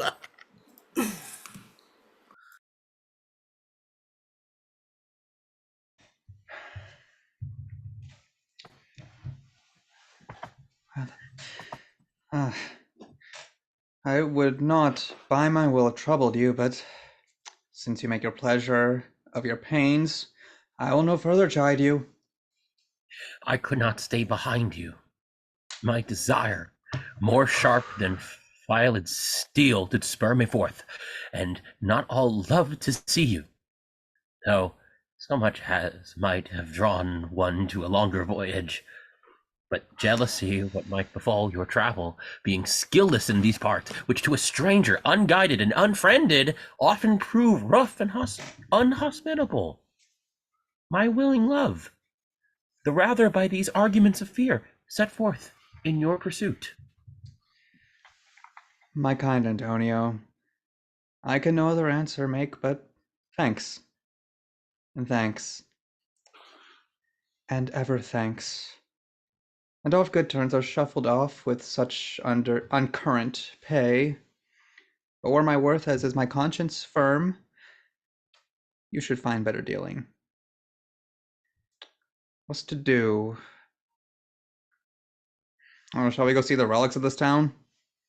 Tomorrow, sir. Best first go see your lodging. No, I am not weary, and 'tis long tonight. I pray you, let us satisfy our eyes with the memorials and things of fame that do renown this city. Would you pardon me? I do not, without danger, walk these streets. Once in a sea fight against the Count, his galleys I did some service. Of such note indeed, that were I ta'en here, it would scarce be answered. But like you slew great number of his people? The offense is not of such a bloody nature, albeit the quality of the time and quarrel might well have given us bloody argument. It might have since been answered in repaying what we took from them, which, for traffic's sake, most of our city did. Only myself stood out, for which, if I be lapsed in this place, I shall pay dear. Do not then walk too open. It doth not fit me. Hold. Here's my purse. In the south suburbs, at the Elephant, it is best to lodge. I will bespeak our diet, whiles you beguile the time and feed your knowledge with viewing of the town. There, you shall have me. Why I your purse? Haply your eye shall light upon some toy you have desired to purchase, and your store, I think, is not for idle market, sir. I'll be your purse bearer and leave you for an hour. Go to the Elephant. I do remember.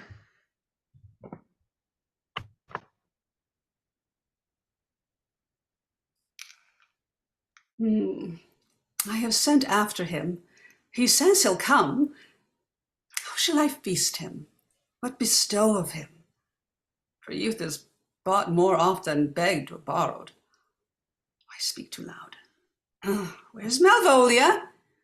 She is sad and civil, and suits well for a servant with my fortunes. Where is Malvolia? She's coming, madam, but in a very strange manner. She is sure possessed, madam. Why? What's the matter? Does she rave? No, madam, she does nothing but smile. Your ladyship were best to have some guard about you if she come, for sure the woman is tainted in her wits. Ooh, I'll go call her hither. Oh, I'm as mad as she, if sad and merry madness equal be. Sweet lady, Malvolia. sweet lady, how ho! Smilest thou? I sent for thee upon a sad occasion. Sad lady. I could be sad. This does make some obstruction in the blood, this cross-gartering, but what of that? It is, if it please the eye of one, it is with me, as the very true sonnet is, please one and please all. Why? How dost thou, woman? What is the matter with thee? Not black in my mind, though yellow in my legs. It did come to his hands, and command shall be executed. I think we do know the sweet Roman hand. Oh, wilt thou go to bed, Malvolia? To bed? Aye, sweetheart, and I'll come to thee. God comfort thee. Why dost thou smile so and kiss thy hand so oft? How do you, Malvolia? At your request, yes, nightingales answer daws. Why appear you with this ridiculous boldness before my lady? Be not afraid of greatness, 'twas well writ. What meanest thou by that, Malvolia? Some are born great, some achieve greatness, What sayest thou? and some have greatness thrust upon them. Oh, heaven restore thee!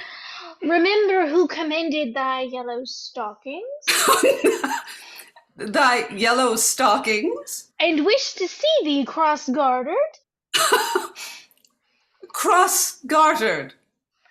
Go to, thou art made if thou desirest to be so. Am I maid? If not, let me see thee a servant still. Why, this is very midsummer madness. Madam, the young gentleman of the Count Orsinios is returned. I could hardly entreat him back. He attends your ladyship's pleasure. I'll come to him. Good Maria, let this lady be looked to. Where's my cousin Toby? Let some of my people have a special care of her. I would not have him miscarry for the half of my dowry.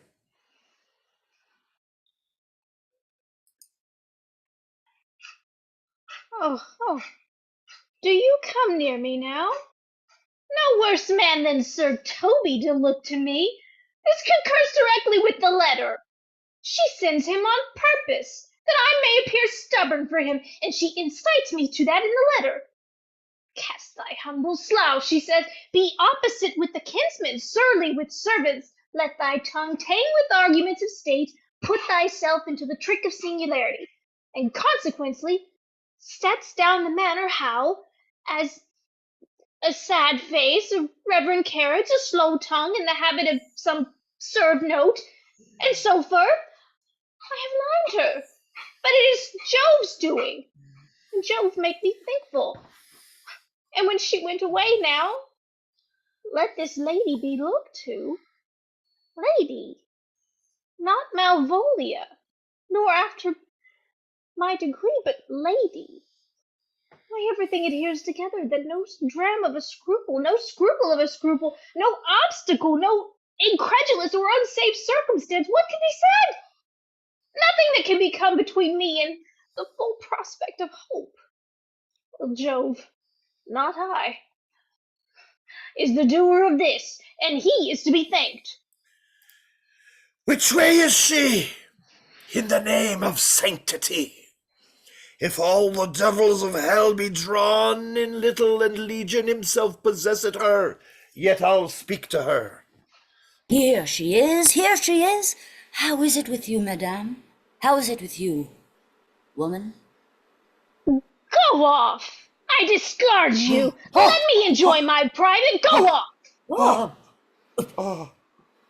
Lo, how hollow the fiend speaks within her. Did I not tell you? Sir Toby, my lady prays you have a care of her. Ah, does she so? Go to. Peace. We must deal gently with her. Let me alone. How do you, Malvolio? How is it with you? What woman defy the devil? Consider he's an enemy to mankind. Do you know what you say? La, you, and you speak ill of the devil, how she takes it at heart. Pray God she be not bewitched. Carry her water to the wise woman. Marry, and it shall be done tomorrow morning if I live. My lady would not lose her for more than I'll say. How now, mistress? Oh, Lord. Oh, prithee, hold thy peace. This is not the way. Do you not see? You move her. Let me alone with her. No way but gentleness. Okay, gently. The field is rough and will not be roughly used. Why? Oh. How now, my bodcock? How dost thou chuck? Sir! I biddy, come with me. What, woman? 'Tis not for gravity to play. Cherry pit with Satan? Hang him, foul collier! Get her to say her prayers, good Sir Toby. Get her to pray. My prayers, Minx? No, I warned you. She will not hear of godliness. Go hang yourselves all! You are idle, shallow things! I am not of your element. You shall no more hereafter. Is it possible? If this were played upon a stage now, I could condemn it as an improbable fiction. Oh, her very genius hath taken the infection of the device, man. Nay, pursue her now, lest the device take air and taint. Why, we shall make her mad. Indeed. The house will be the quieter. Come, we'll have her in a dark room and bound. My niece is already in the belief that she's mad. We'll carry it thus for our pleasure and her penance. 'Tis our very pastime, tired, till our very pastime, out of breath, tired, prompt us to have mercy on her, at which time we will bring the device to the bar and crown thee for the finder of mad woman. Oh, but see. Oh, more matter for a May morning.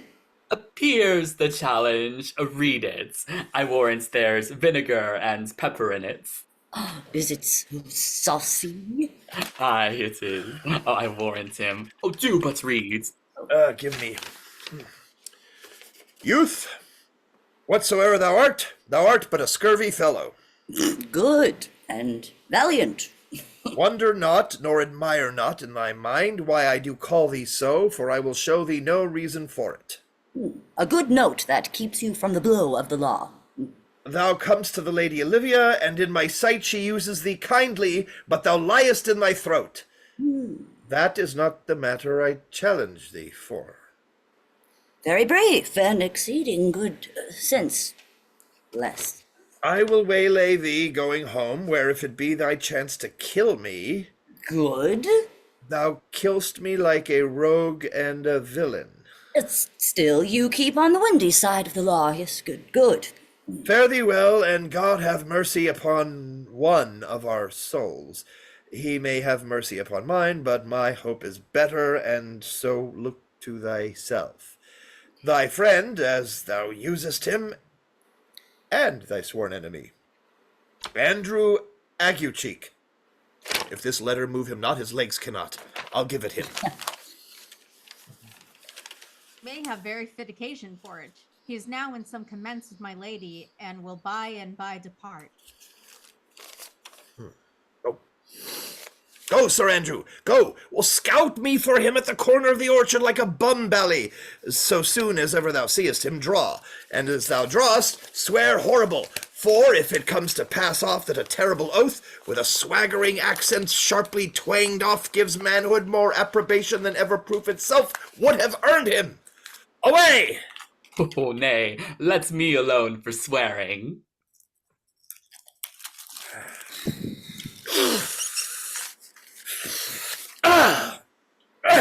Now I will not deliver his letter, for the behavior of this young gentleman gives him out to be of good capacity in breeding. His employment between his lord and niece confirms no less. Therefore, that letter, being so excellently ignorant, will breed no terror in the youth. He will find it comes from a clot pole.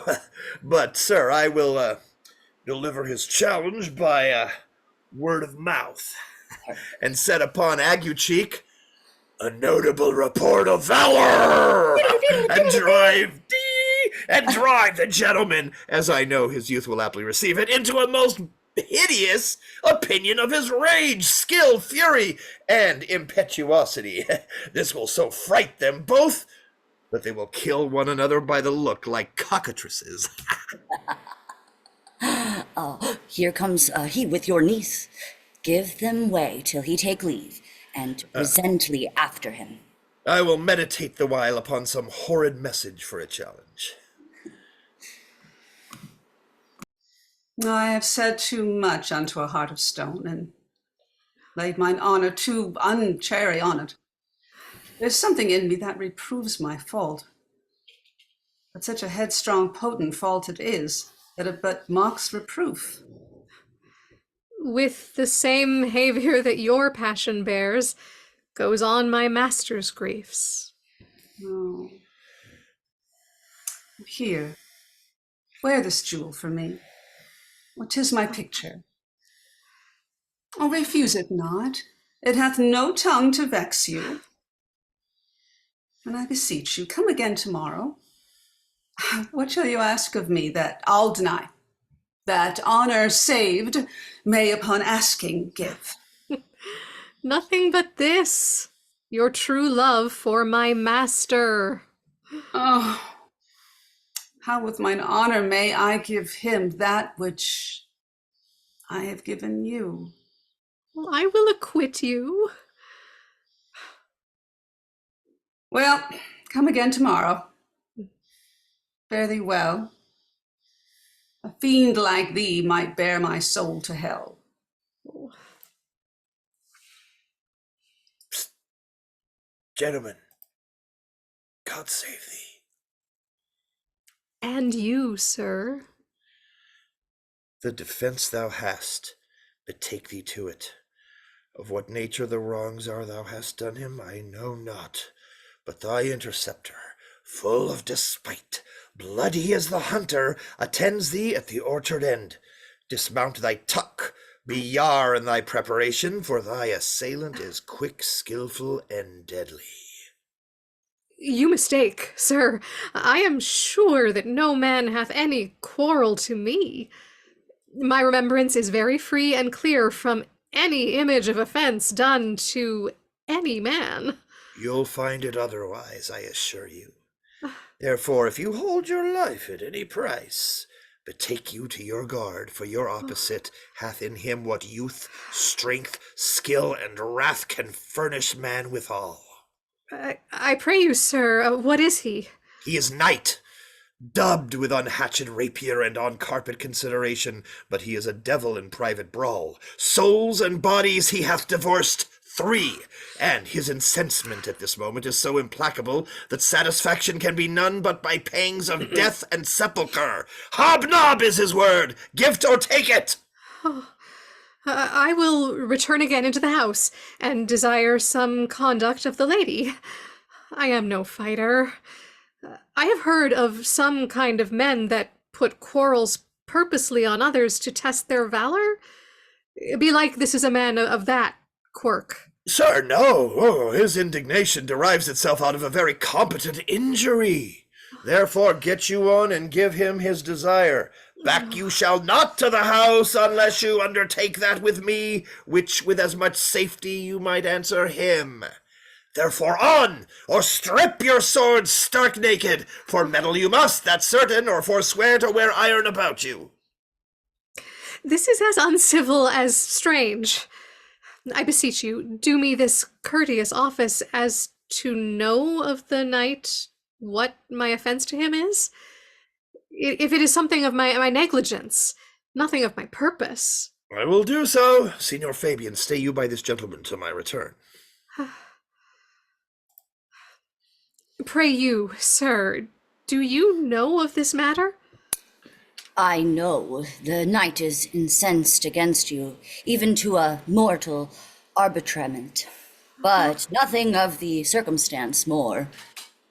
I beseech you, what manner of man is he? Nothing of that wonderful promise to read him by his form, as you are like to find him in the proof of his valor. He is indeed, sir, the most skillful, bloody, and fatal opposite that you could possibly have found in any part of Illyria. Will you walk towards him? Hmm? I will make your peace with him if I can. Oh, I shall be much bound to you for it. I am one that had rather go with Sir Priest than Sir Knight. I care not who knows so much of my mettle. Why, man, he's a very devil. I have not seen such a farrago. I had a pass with him, rapier, scabbard, and all, and he gives me the stuck-in with such a mortal motion that it is inevitable, and on the answer he pays you as surely as your feet hits the ground they step on. They say he hath been fencer to the Sophie. Pox on it, I'll not meddle with him. Aye, but he will not be pacified now. Fabian can scarce hold him yonder. Plague on it. And I thought he had been valiant and so cunning in fence. I'd have seen him damned ere I have challenged him. What's the matter, Slip? I'll give him my horse. Great Capulets. Oh, I'll make the motion. Stand here. Make a good show of it. This shall end without the perdition of souls. Mary, I'll ride your horse as well as I ride you. Ah! I have his horse to take up the quarrel. I have persuaded him the youth's a devil. He is a horribly conceited of him. He is as horribly conceited of him, and pants and look as pale as if a bear were at his heels. Yes. Oh, there's no remedy, sir. He will fight with you for oath's sake. Mary, he had better bethought of his quarrel, and he finds it now scarce to be worth talking of. Therefore, draw for the supportance of his vow. He protests that he will not hurt you. Oh, pray God defend me. A little thing would make me tell them how much I lack of a man. I'll give ground if you see him furious. Come, Sir Andrew, there's no remedy. The gentleman will, for his honour's sake, have but one bout with you. He cannot by the duello avoid it, but he has promised me, as he is a gentleman and a soldier, he will not hurt you. Come on, to it. Pray God he keep his oath. I do assure you 'tis against my will.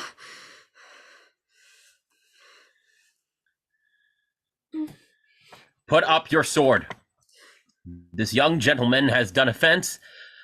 I take the fault on me. If you offend him, I for him defy you.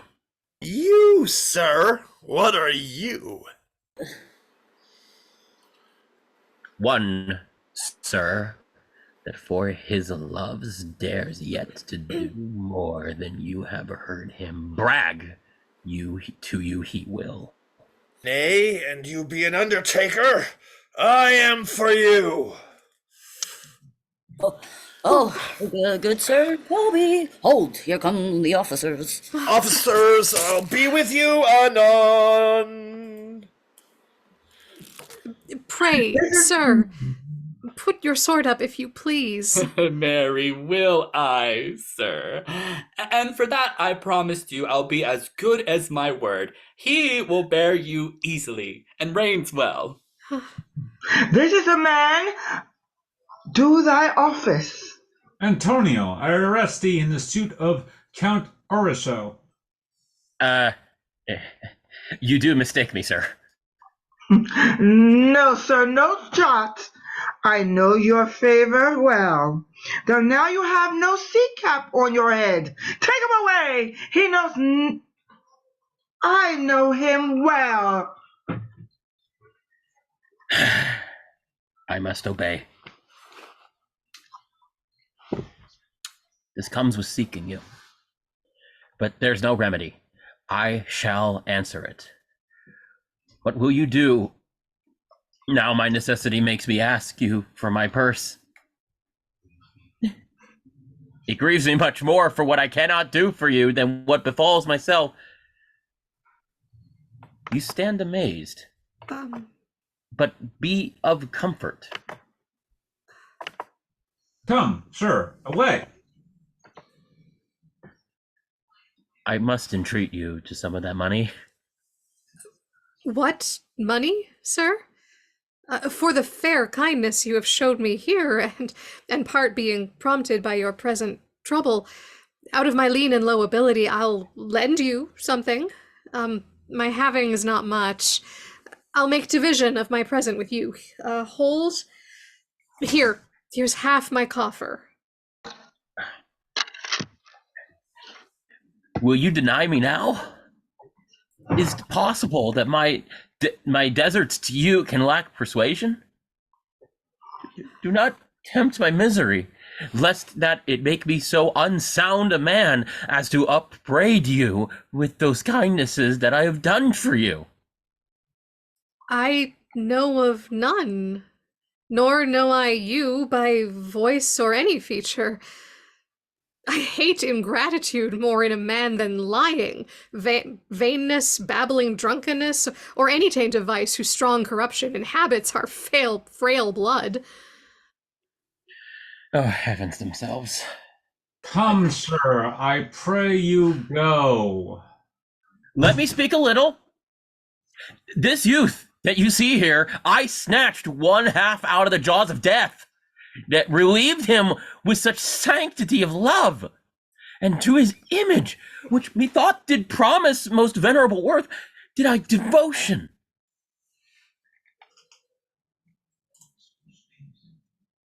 What's that to? What's that to us? The time goes by away! But, oh, how vile and idle proves this god! Thou hast, Sebastian, done good feature shame in nature. There's no blemish but the mind. None can be called deformed but the unkind. Virtue is beauty, but the beauteous evil are empty trunks or flourished by the devil. The man grows mad. Away with him! Come, sir! But...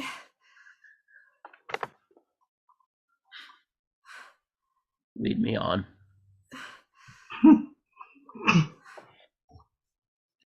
Oh. Methinks his words do from such passion fly that he believes himself. So do not I. Oh, prove true, imagination, oh, prove true, that I, dear brother, be now ta'en for you?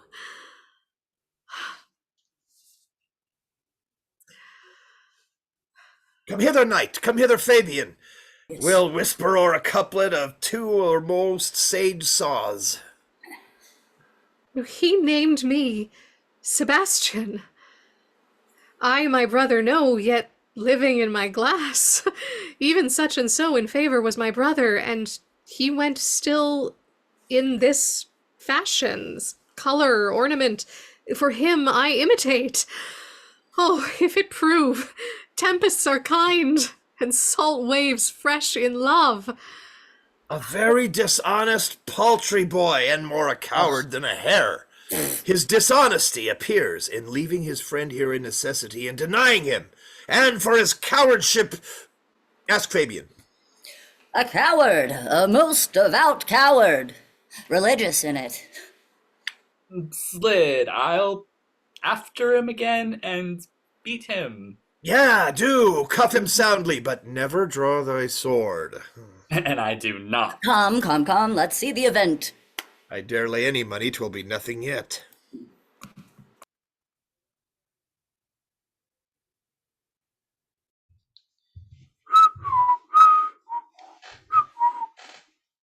Ah, will you make me believe that I am not sent for you? Go to, thou art a foolish fellow.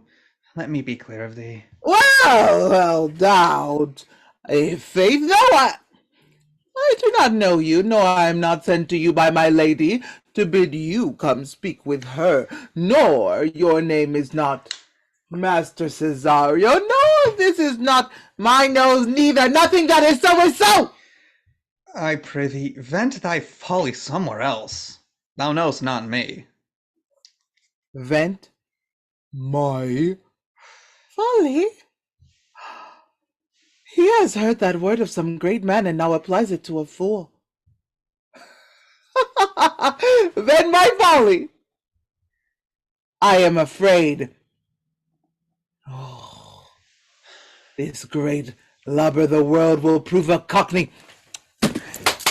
I prithee now, ungird thy strangeness, and tell me what I shall vent to my lady. Shall I vent to her that thou art coming? I prithee, foolish Greek, depart from me. Oh, yep, there's money for thee. If you tarry longer, I shall give worse payment. Ooh, by my troth, thou hast an open hand. These wise men that give fools money get themselves a good report after 14 years' purchase. Now, sir, have I met you again? There's for you. Oh. Oh, why, there's for thee. Oh. And there. And there. Are all the people mad? Oh. Hold out! Hold. Hold, sir, or I'll throw your dagger o'er the house. Oh, this will I tell my lady straight. I would not be in some of your courts for 2 beds. Come on, sir, hold. Nay, let him alone. I'll go another way to work with him. I'll have an action of battery against him, if there be any law in Illyria, though I struck him first. Yet 'tis no matter for that. Let go of thy hand.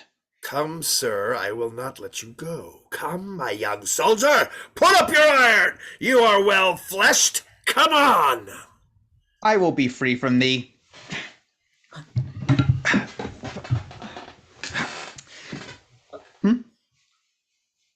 What wouldst thou now? If thou darest tempt me further, draw thy sword. What? Nay, then I'll have an ounce or two of this Malapart blood from you!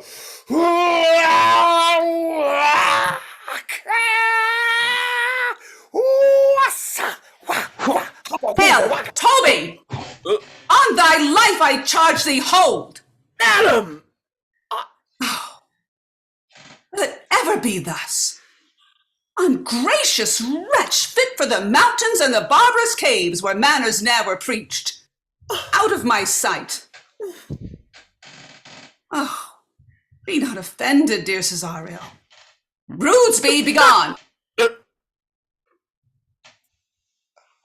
I prithee, gentle friend, let thy fair wisdom, not thy passion, sway in this uncivil and unjust extent against thy peace.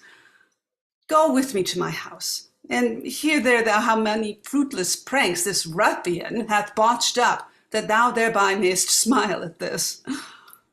Thou shalt not choose but go. Do not deny.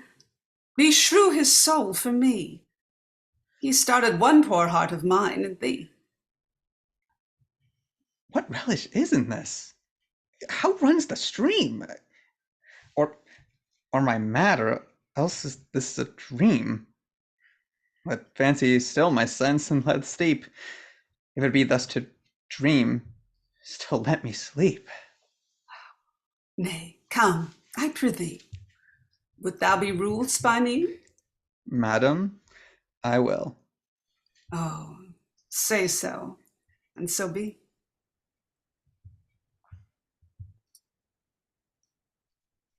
Nay, I prithee, put on this gown and this beard. Make him believe thou art Sir Topus the curate. Do it quickly. I'll call Sir Toby the whilst. Well, I'll put it on, and I will dissemble myself in't. And I would I were the first that ever dissembled in such a gown. When I was just a little boy, I liked to wear these awful clothes.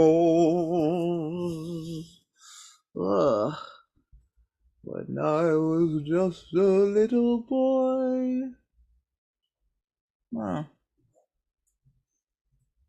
I like to wear.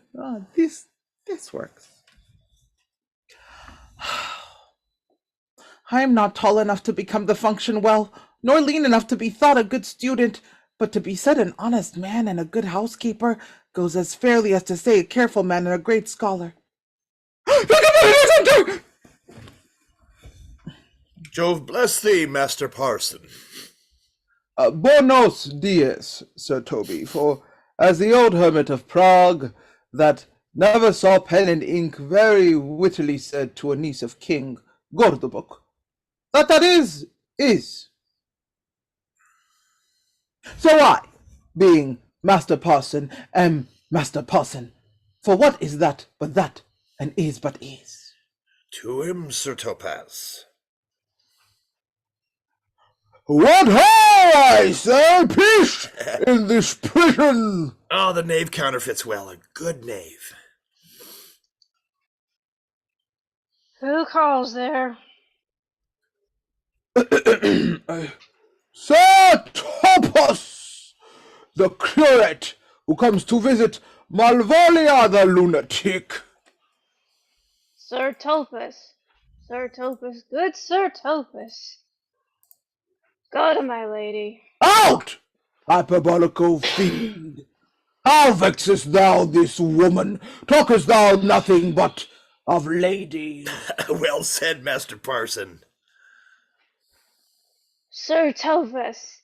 Yes. Never was a woman thus wronged. Good Sir Topaz, do not think I am mad. They have laid me here in hideous dark... Fie! Thou dishonest Satan!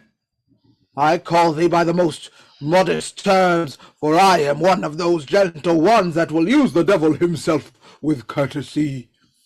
Sayest thou that house is dark? As hell, Sir Topaz. Why, it hath bay windows transparent as barracados, and the clerestories toward the south-north are as lustrous as ebony. And yet complainest thou of obstruction? I am not mad, Sir Topaz. I say to you this house is dark. Mad woman, thou errest. I say there is no darkness, but ignorance, in which thou art most puzzled than the Egyptians in their fog.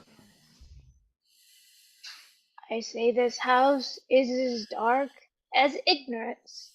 Thou ignorance were as dark as hell. And I say there was never woman thus abused. I am no more mad than you are. Make the trial of it in any constant question. What is the opinion of Pythagoras concerning wildfowl? That the soul of our grandam may haply inhabit a bird. What thinkest thou of his opinion? I think nobly of the soul, and no way approve his opinion. Oh. Hmm. Ah. Very well. Remain thou still in darkness. Thou shalt hold the opinion of Pythagoras ere I will allow of thy wits, and fear to kill a woodcock lest thou dispossess the soul of thy grandam. Very well. Sir Topaz!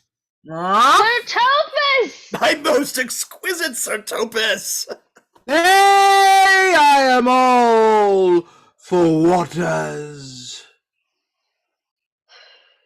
Thou mightst have done this without thy beard and gown. She sees thee not. To her in thy own voice, and bring me word how thou findest her. I would we were well rid of this knavery.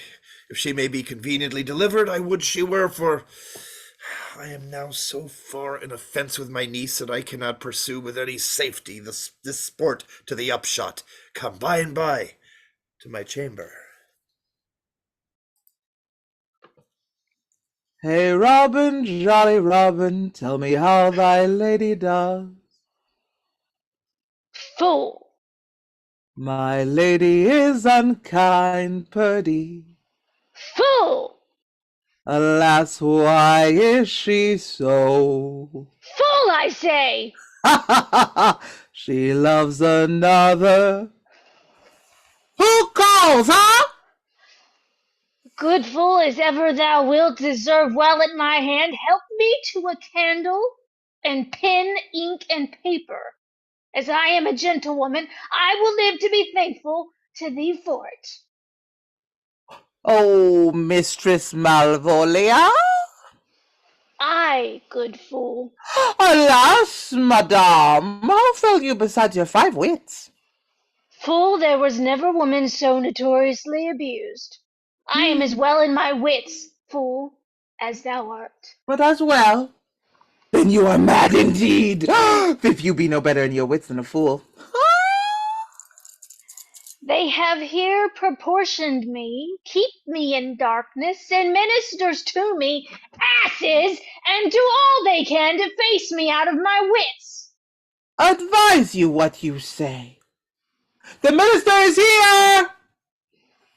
Malvolia, Malvolia, thy wits the heavens restore. Endeavour thyself to sleep, and leave thy vain bibble-babble. Sir Topus. Maintain no words with him, good fellow. Who? I, sir? Not I, sir. God buy you, good Sir Topus. Marry, amen. I will, sir. I will. Fool! Fool! Fool, I say! Alas, ma'am, be patient. What say you, ma'am? I am sent for speaking to you. Good fool, help me to some light and some paper. I tell thee, I am as well in my wits as any woman in Illyria. Well a day that you were, madam. By this hand, I am. Good fool, some ink, paper, and light, and convey what I will set down to my lady. It shall advantage thee more than ever the bearing of letter did. I will help you to it, but tell me true. Are you not mad indeed, or do you but counterfeit? Believe me, I am not. I tell thee true. Nay, I'll ne'er believe a mad woman till I see her braids. Oh, I will fetch you light and paper and ink. Fool, I'll requite it in the highest degree. I prithee, be gone. I am gone, sir, and anon, sir, I'll be with you again in a trice, like to the old vice, your need to sustain. Who with dagger of lath and his rage and his wrath cries, aha! To the devil like a mad lad. Pare thy nails, dad. Adieu, good man, devil. Bye.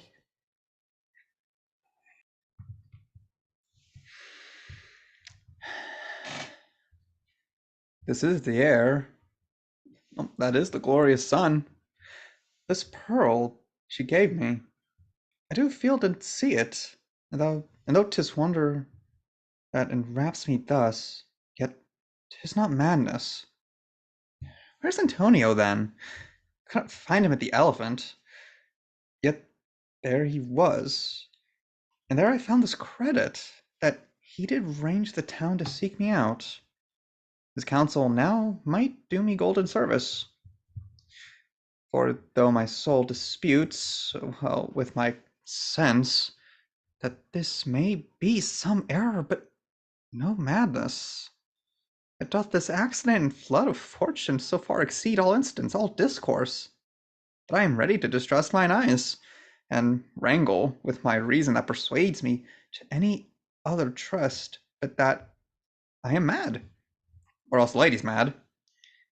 Yet it were so, she could not sway her house, command her followers, take and give back affairs, and then dispatch with such a smooth, discreet, and stable bearing, as I perceive she does. There's something in it that is deceivable. But here comes the lady. But here the lady comes. Blame not this haste of mine. If you mean well, now go with me, and with this holy man into the chantry by. There before him and underneath that consecrated roof, plight me the full assurance of your faith, that my most jealous and too doubtful soul may live at peace. He shall conceal it whiles you are willing it shall come to note what time we will our celebration keep according to my birth. What do you say? I'll follow this good man and go with you, and having sworn truth, ever will be true. Then lead the way, good father, and heaven so shine that they may fairly note this act of mine.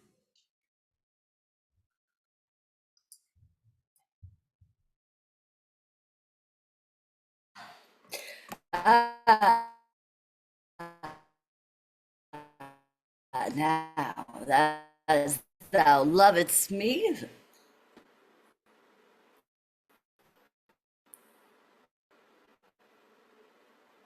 Good, Master Fabian. as thou lovedst me. The letter. Grant me another Let me see his request. Anything, sure. Do not desire to see this letter. This is to give a dog and in recompense desire my dog again. All right. Yeah.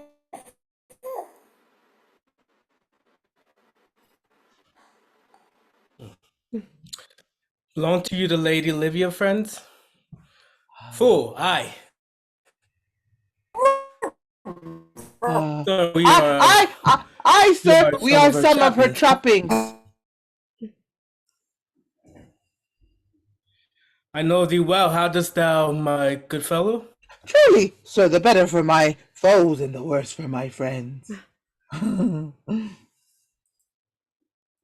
Just the contrary, the better for thy friends. No, sir, the worse.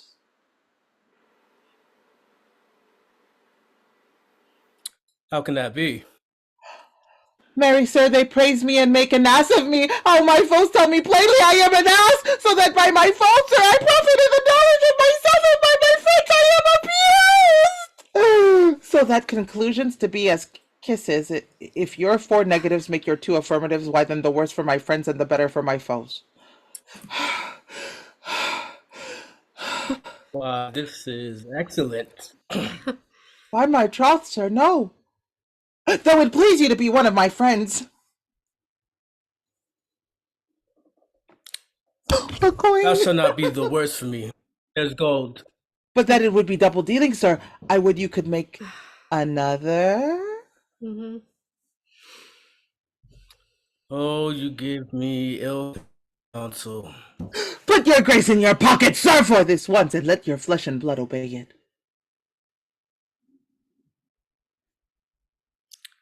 Well, I will be so much a sinner to be a double dealer. There's another. Primo! Segundo! Tercio! Is a good play. And the old saying is, the third.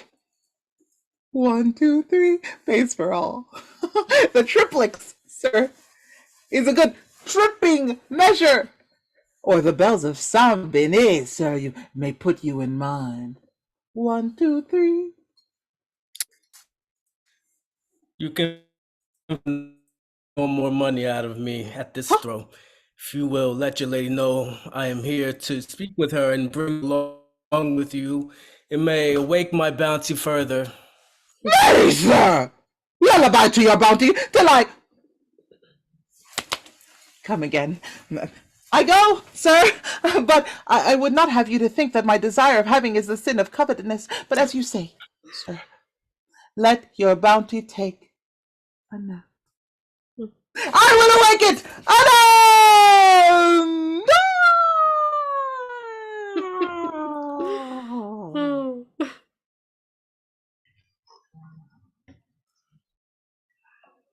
Oh, here comes the man, sir, that did rescue me.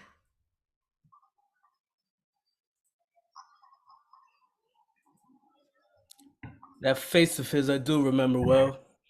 Yet when I saw it last, it was besmeared as black as Vulcan in the smoke of war. A barbling vessel was he captain of, for shallow draw and unprizable, with which such scytheful grapple did he make with the most noble bottom of our fleet, that very envy in the tongue of loss cried fame and honor on him. What's the matter? Arsenio, this is that Antonio that took the phoenix and her foot from Candy. And this is he that did the tiger board when your young nephew Titus lost his leg. Here in the streets, desperate of shame and state, and private bravo, did we apprehend him. He did me kindness, sir, drew on my side, but in conclusion put strange speech upon me. I know not what 'twas, but distraction. Notable pirate, thou saltwater thief, foolish brought thee to their mercies, whom thou, in terms so bloody and so dear, hast made thine enemies. Orsino, noble sir, be pleased that I shake off these names you give me. Antonio never yet was thief or pirate, though I confess on base and ground enough, Orsino's enemy. A witchcraft drew me hither, that most ingrateful boy there by your side. From the rude sea's enraged and foamy mouth did I redeem. A rack past hope he was. His life I gave him, and did thereto add my love without retention or restraint. All is in dedication. For his sake did I expose myself, pure for his love. Into the danger of this adverse town, drew to defend him when he was beset, where, being apprehended, his false cunning, not meaning to partake with me in danger, taught him to face me out of his acquaintance, and drew a 20 years removed thing, while one would wink, denied me mine own purse, which I had recommended to his use not half an hour before. How can this be? What came he to this town? Today, my lord, and for 3 months before, no interim, not a minute's vacancy. Both day and night we did keep company.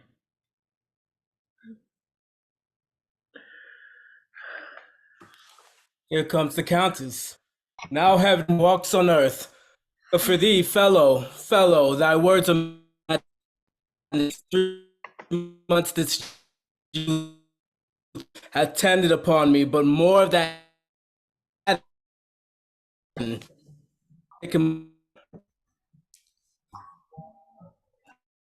What would my lord but that he may not have, wherein Olivia may seem serviceable? Cesario, you do not keep promise with me. Madam?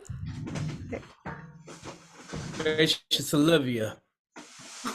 What do you say, Cesario? Good my lord. My lord would speak. My duty hushes me. If it be aught to the old tune, my lord, it is as fat and fulsome to mine ear as howling after music. Still so cruel? Still so constant, lord. What to perversiveness? You uncivil lady, to whose ingrate and unauspicious altars my soul the faithfulest offerings have breathed out, that ere devotion tendered. What shall I do? Even what it please my lord, that shall become him. Why should I not? Had I the heart to do it, like to the Egyptian thief at point of death, kill what I love? A savage jealousy that's sometimes nobly, but hear me, since you two non-regard as my faith, then that I part of the that screws me from the true place in you. Live you the marble-breasted tyrant still, but this your minion, whom I know you love and whom, even I swear I tender dearly, him I will tear out of cruel lie where he sits crowned in my master's spite. Come, boy, with me. My thoughts are ripe in mischief. I'll sacrifice the lamb that I do love to spite a raven's heart within a dove. And I, most jocund, apt, and willingly to do you arrest, 1,000 deaths would die. Where goes Cesario? After him I love, more than I love these eyes, more than my life, more than by all mores than e'er I shall love wife. If I do feign, you witnesses above, punish my life for tainting of my love. Me detested. How am I beguiled? Who does beguile you? Who does do you wrong? Hast thou forgot thyself? Is it so long? Oh, call forth the Holy Father. Come away. Whither, my lord? Cesario, husband, stay.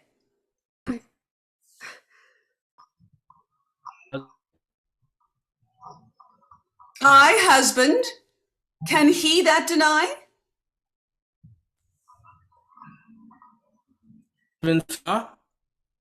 No, my lord, not I. Oh, alas, it is the baseness of thy fear that makes thee strangle thy propriety. Fear not, Cesario, take thy fortunes up. Be that thou knowest thou art, and then thou art as great as thou art fearest. Oh, welcome, Father. Father, I charge thee by thy reverence here to unfold, though lately we intended to keep in darkness what occasion now reveals before 'tis ripe. What thou dost know hath newly passed between this youth and me. Contract of internal bond of love, confirmed by the mutual joiner of your hands, attested by the holy close of lips, strengthened by interchangement of your rings, and all the ceremony of this compact, sealed in my function by my testimony. Since when my watch hath told me towards my grave, I have traveled but 2 hours. O thou dissembling cub, what wilt thou be when time hath sowed a grizzle on thy case? Or will not else thy craft so quickly grow? Hath thine own trick of an overthrow? Or will take with thy for never meet. My lord, I do protest. Oh, do not swear. Hold little faith, though thou hast too much fear. For the love of God, a sergeant send one presently to Sir Toby. What's the matter? He has broke my head across and has given Sir Toby a bloody coxcomb too. For the love of God, your help, I had rather than 40 pounds I were at home. Oh, who has done this, Sir Andrew? The Count's gentleman, one Cesario. We took him for a coward, but he's the very devil incarnate. Oh, Lightling, here he is. You broke my head for nothing, and that I did. I was set on to do it by Sir Toby. Why do you speak to me? I never hurt you. You drew your sword upon me without cause, but I bespake you fair and hurt you not. If a bloody coxcomb be a hurt, you have hurt me. I think you said nothing by a bloody coxcomb. Oh, here comes Sir Toby halting. You shall hear more. You shall hear more. But if he had not been drunk, he would have tickled your other gates than he did.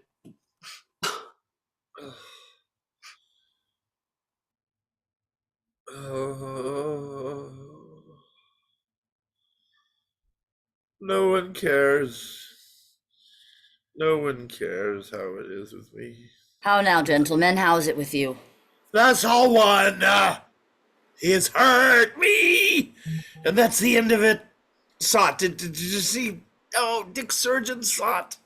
Oh, he's drunk. Sir Toby, an hour gone, his eyes were set at 8 in the morning. Then he's a rogue and a passy measures paven. I hate a drunken rogue. Away with him! Who hath made this havoc with them? I'll help you, Sir Toby, because we'll be dressed together. Will you help? An asshead and a coxcomb and a knave, a thin-faced knave, a god of... Oh, get him to bed, and let his hurt be looked to. Mm-hmm. Okay. Oh my god. I am sorry, madam. I have hurt your kinsman, but had it been the brother of my blood, I would have done no less with wit and safety. You throw a stranger guard upon me. By that I do perceive it hath offended you. Pardon me, sweet one, even for the vows we made each other but so late ago. One face, one voice, one habit, and two persons. A natural perspective that is and is not. Antonio! Oh, my, dear Antonio. How hath the hours racked and tortured me since I have lost thee? Sebastian, are you? Fearest thou that, Antonio? How have you made a division of yourself? An apple cleft in two is not more twin than these two creatures. Which is Sebastian? Most wonderful! Do I stand there? I never had a brother, nor can there be that deity in my nature of here and everywhere. I had a sister whom the blind ways and surges have devoured. Charity, what kin are you to me? What countryman? What name? What parentage? Of Messalene. Sebastian was my father. Such a Sebastian was my brother, too. So went he suited to his watery tomb. If spirits can assume both form and suit, you come to fright us. Spirit I am indeed, but am in that dimension grossly clad, which from the womb I did participate. Were you a woman, as the rest goes even, I should my tears let fall upon your cheek and say, thrice welcome, drowned Viola. My father had a mole upon his brow. And so had mine. And died that day when Viola from her birth had numbered 13 years. Oh, that record is lively in my soul! He finished it indeed, his mortal act, that day that made my sister 13 years. If nothing lets to make us happy both, but this my masculine usurped attire, do not embrace me till each circumstance of place, time, fortune do cohere and jump that I am Viola. Which, to confirm, I'll bring you a captain in this town where lie my maiden weeds, by whose gentle help I was preserved to serve this noble count. All the occurrence of my fortune since hath been between this lady and this lord. So comes it, lady, you have been mistook. But nature to her bias drew in that. You would have been contracted to a maid, nor are you therein by my life deceived. You are betrothed both to a maid and a man.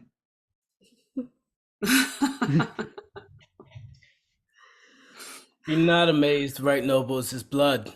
If this be so, as yet the glad seems true. I shall have share in this most happy wreck. Boy, thou hast said to me 1,000 times thou never shouldst love a woman like to me.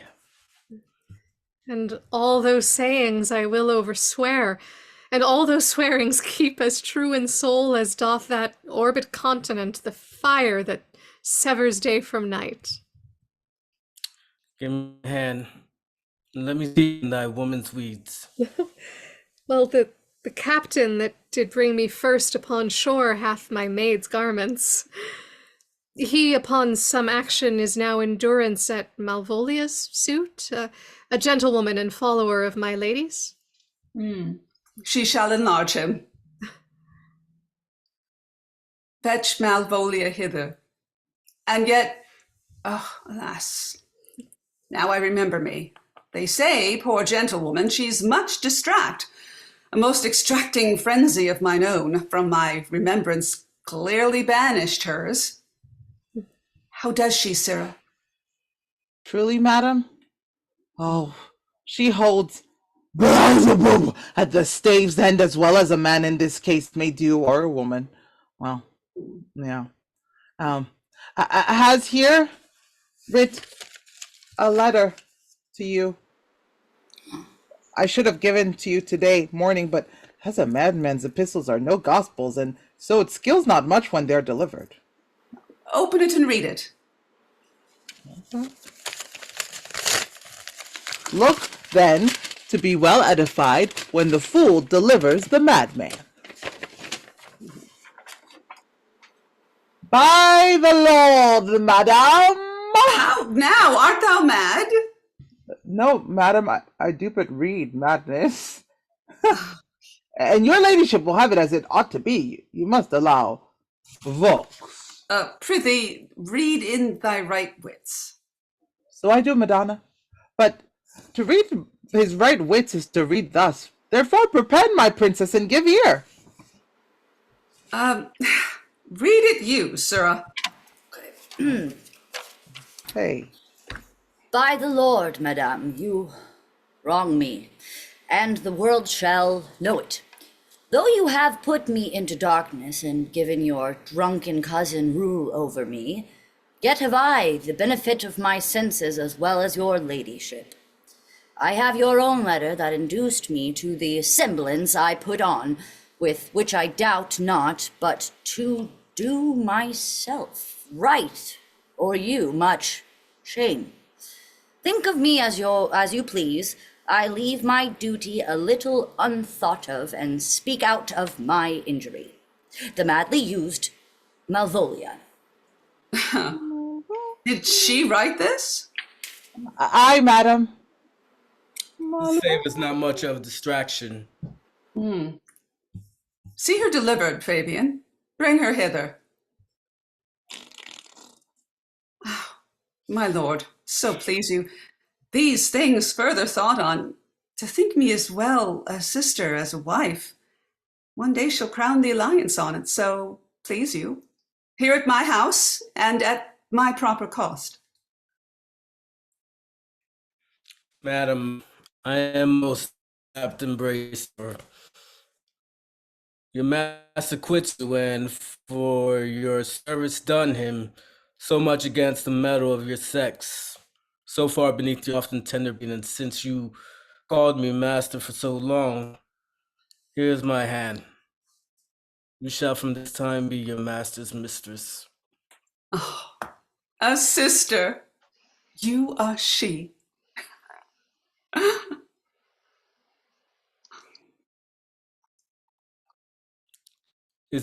Is this the mad woman? Aye, my lord, the same. How now, Malvolia? Madam, you have done me wrong. Notorious wrong. Have I, Malvolia? No. Lady, you have. Pray you peruse that letter. You must not now deny it is your hand. Write from it, if you can, in hand or phrase, or say 'tis not your seal, not your invention. You can say none of this. Well, grant it then, and tell me in the modesty of honor why you have given me such clear lights of favor.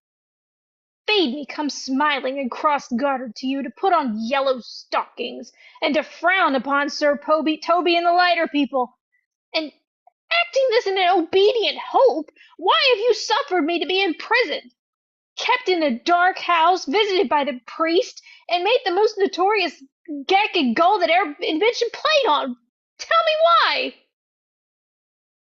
Alas, Malvolia, this is not my writing, though I confess much like the character. But out of question, 'tis Maria's hand. And now I do bethink me, it was she first told me thou wast mad. Then camest in smiling, and in such forms which here were presupposed upon thee in the letter. Oh, prithee, be content. This practice hath most shrewdly passed upon thee. But when we know the grounds and authors of it, thou shalt be both the plaintiff and the judge of thine own cause. Good, madam. Hear me speak, and let no quarrel nor no brawl cog to come taint the condition of this present hour, which I have wondered at, I have, in hope it shall not most freely, I confess, myself and Toby set this device against Malvolia here, upon some, stubborn, uncourteous parts we have conceived against him. Maria writ the letter at Sir Toby's great importance in recompense, whereof he hath married her. How with the sportful malice it was followed may rather pluck on laughter than revenge, if that the injuries be justly weighed that have on both sides passed. Alas, poor fool, how have they baffled thee? Why, some are born great, some achieve greatness, and some have greatness thrown upon them. I was one, sir, this interlude, one, sir, Topus, sir, but that's all a one. By the Lord, fool, I am not mad. But do you remember? Madam, why laughed you at such a barren rascal? And you smile not, he's gagged. And thus the whirl gig of time brings in his revenges, or her revenges. I'll be revenged on the whole pack of you. Oh, Oh, she hath been most notoriously abused. Pursue her and entreat her to peace. She had not told us of the captain yet. When that is known in golden time, convince a solemn combination shall be made of our dear souls. Meantime, sweet sister, we will not part from hence. Cesario, come, for so you shall be while you are a man. But when in other habits you are seen. Orson knows mistress and his fancy's queen.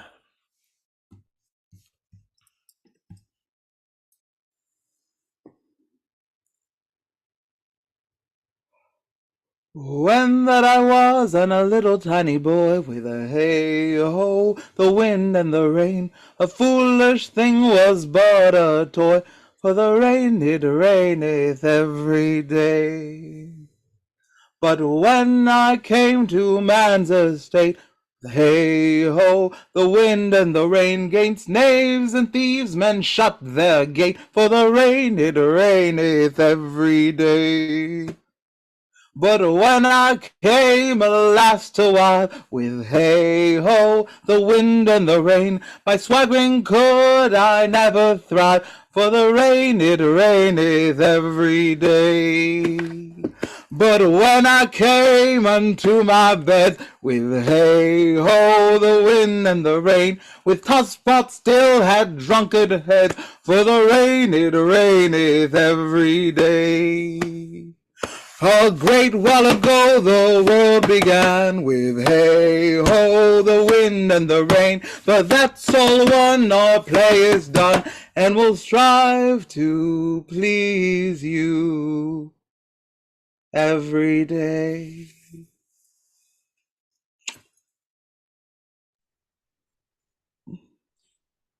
Twelfth Night, or What You Will. Viola was Elisabeth Morris. Sebastian was Hayden Lummus. Duke Orsino was Chris Emanuel. Olivia was Marcia French. Malvolia was Leigh Scott. Maria was Cindy Wong. Sir Toby Belch was Jonathan Minchew-Gonzalez. Sir Andrew Aguecheek was Chance Dudley. Festi was Jacqueline Elisabeth. Fabian was Hayley Elisabeth. Antonio was Ollie Phillips. Valentine, first officer, was Lucky King. Curio was Rebecca Bernstein. Sea Captain, Priest, second officer was Bryan Davis. Adapted and directed by Kealoha Petersen for the Chaos Theatre Collective.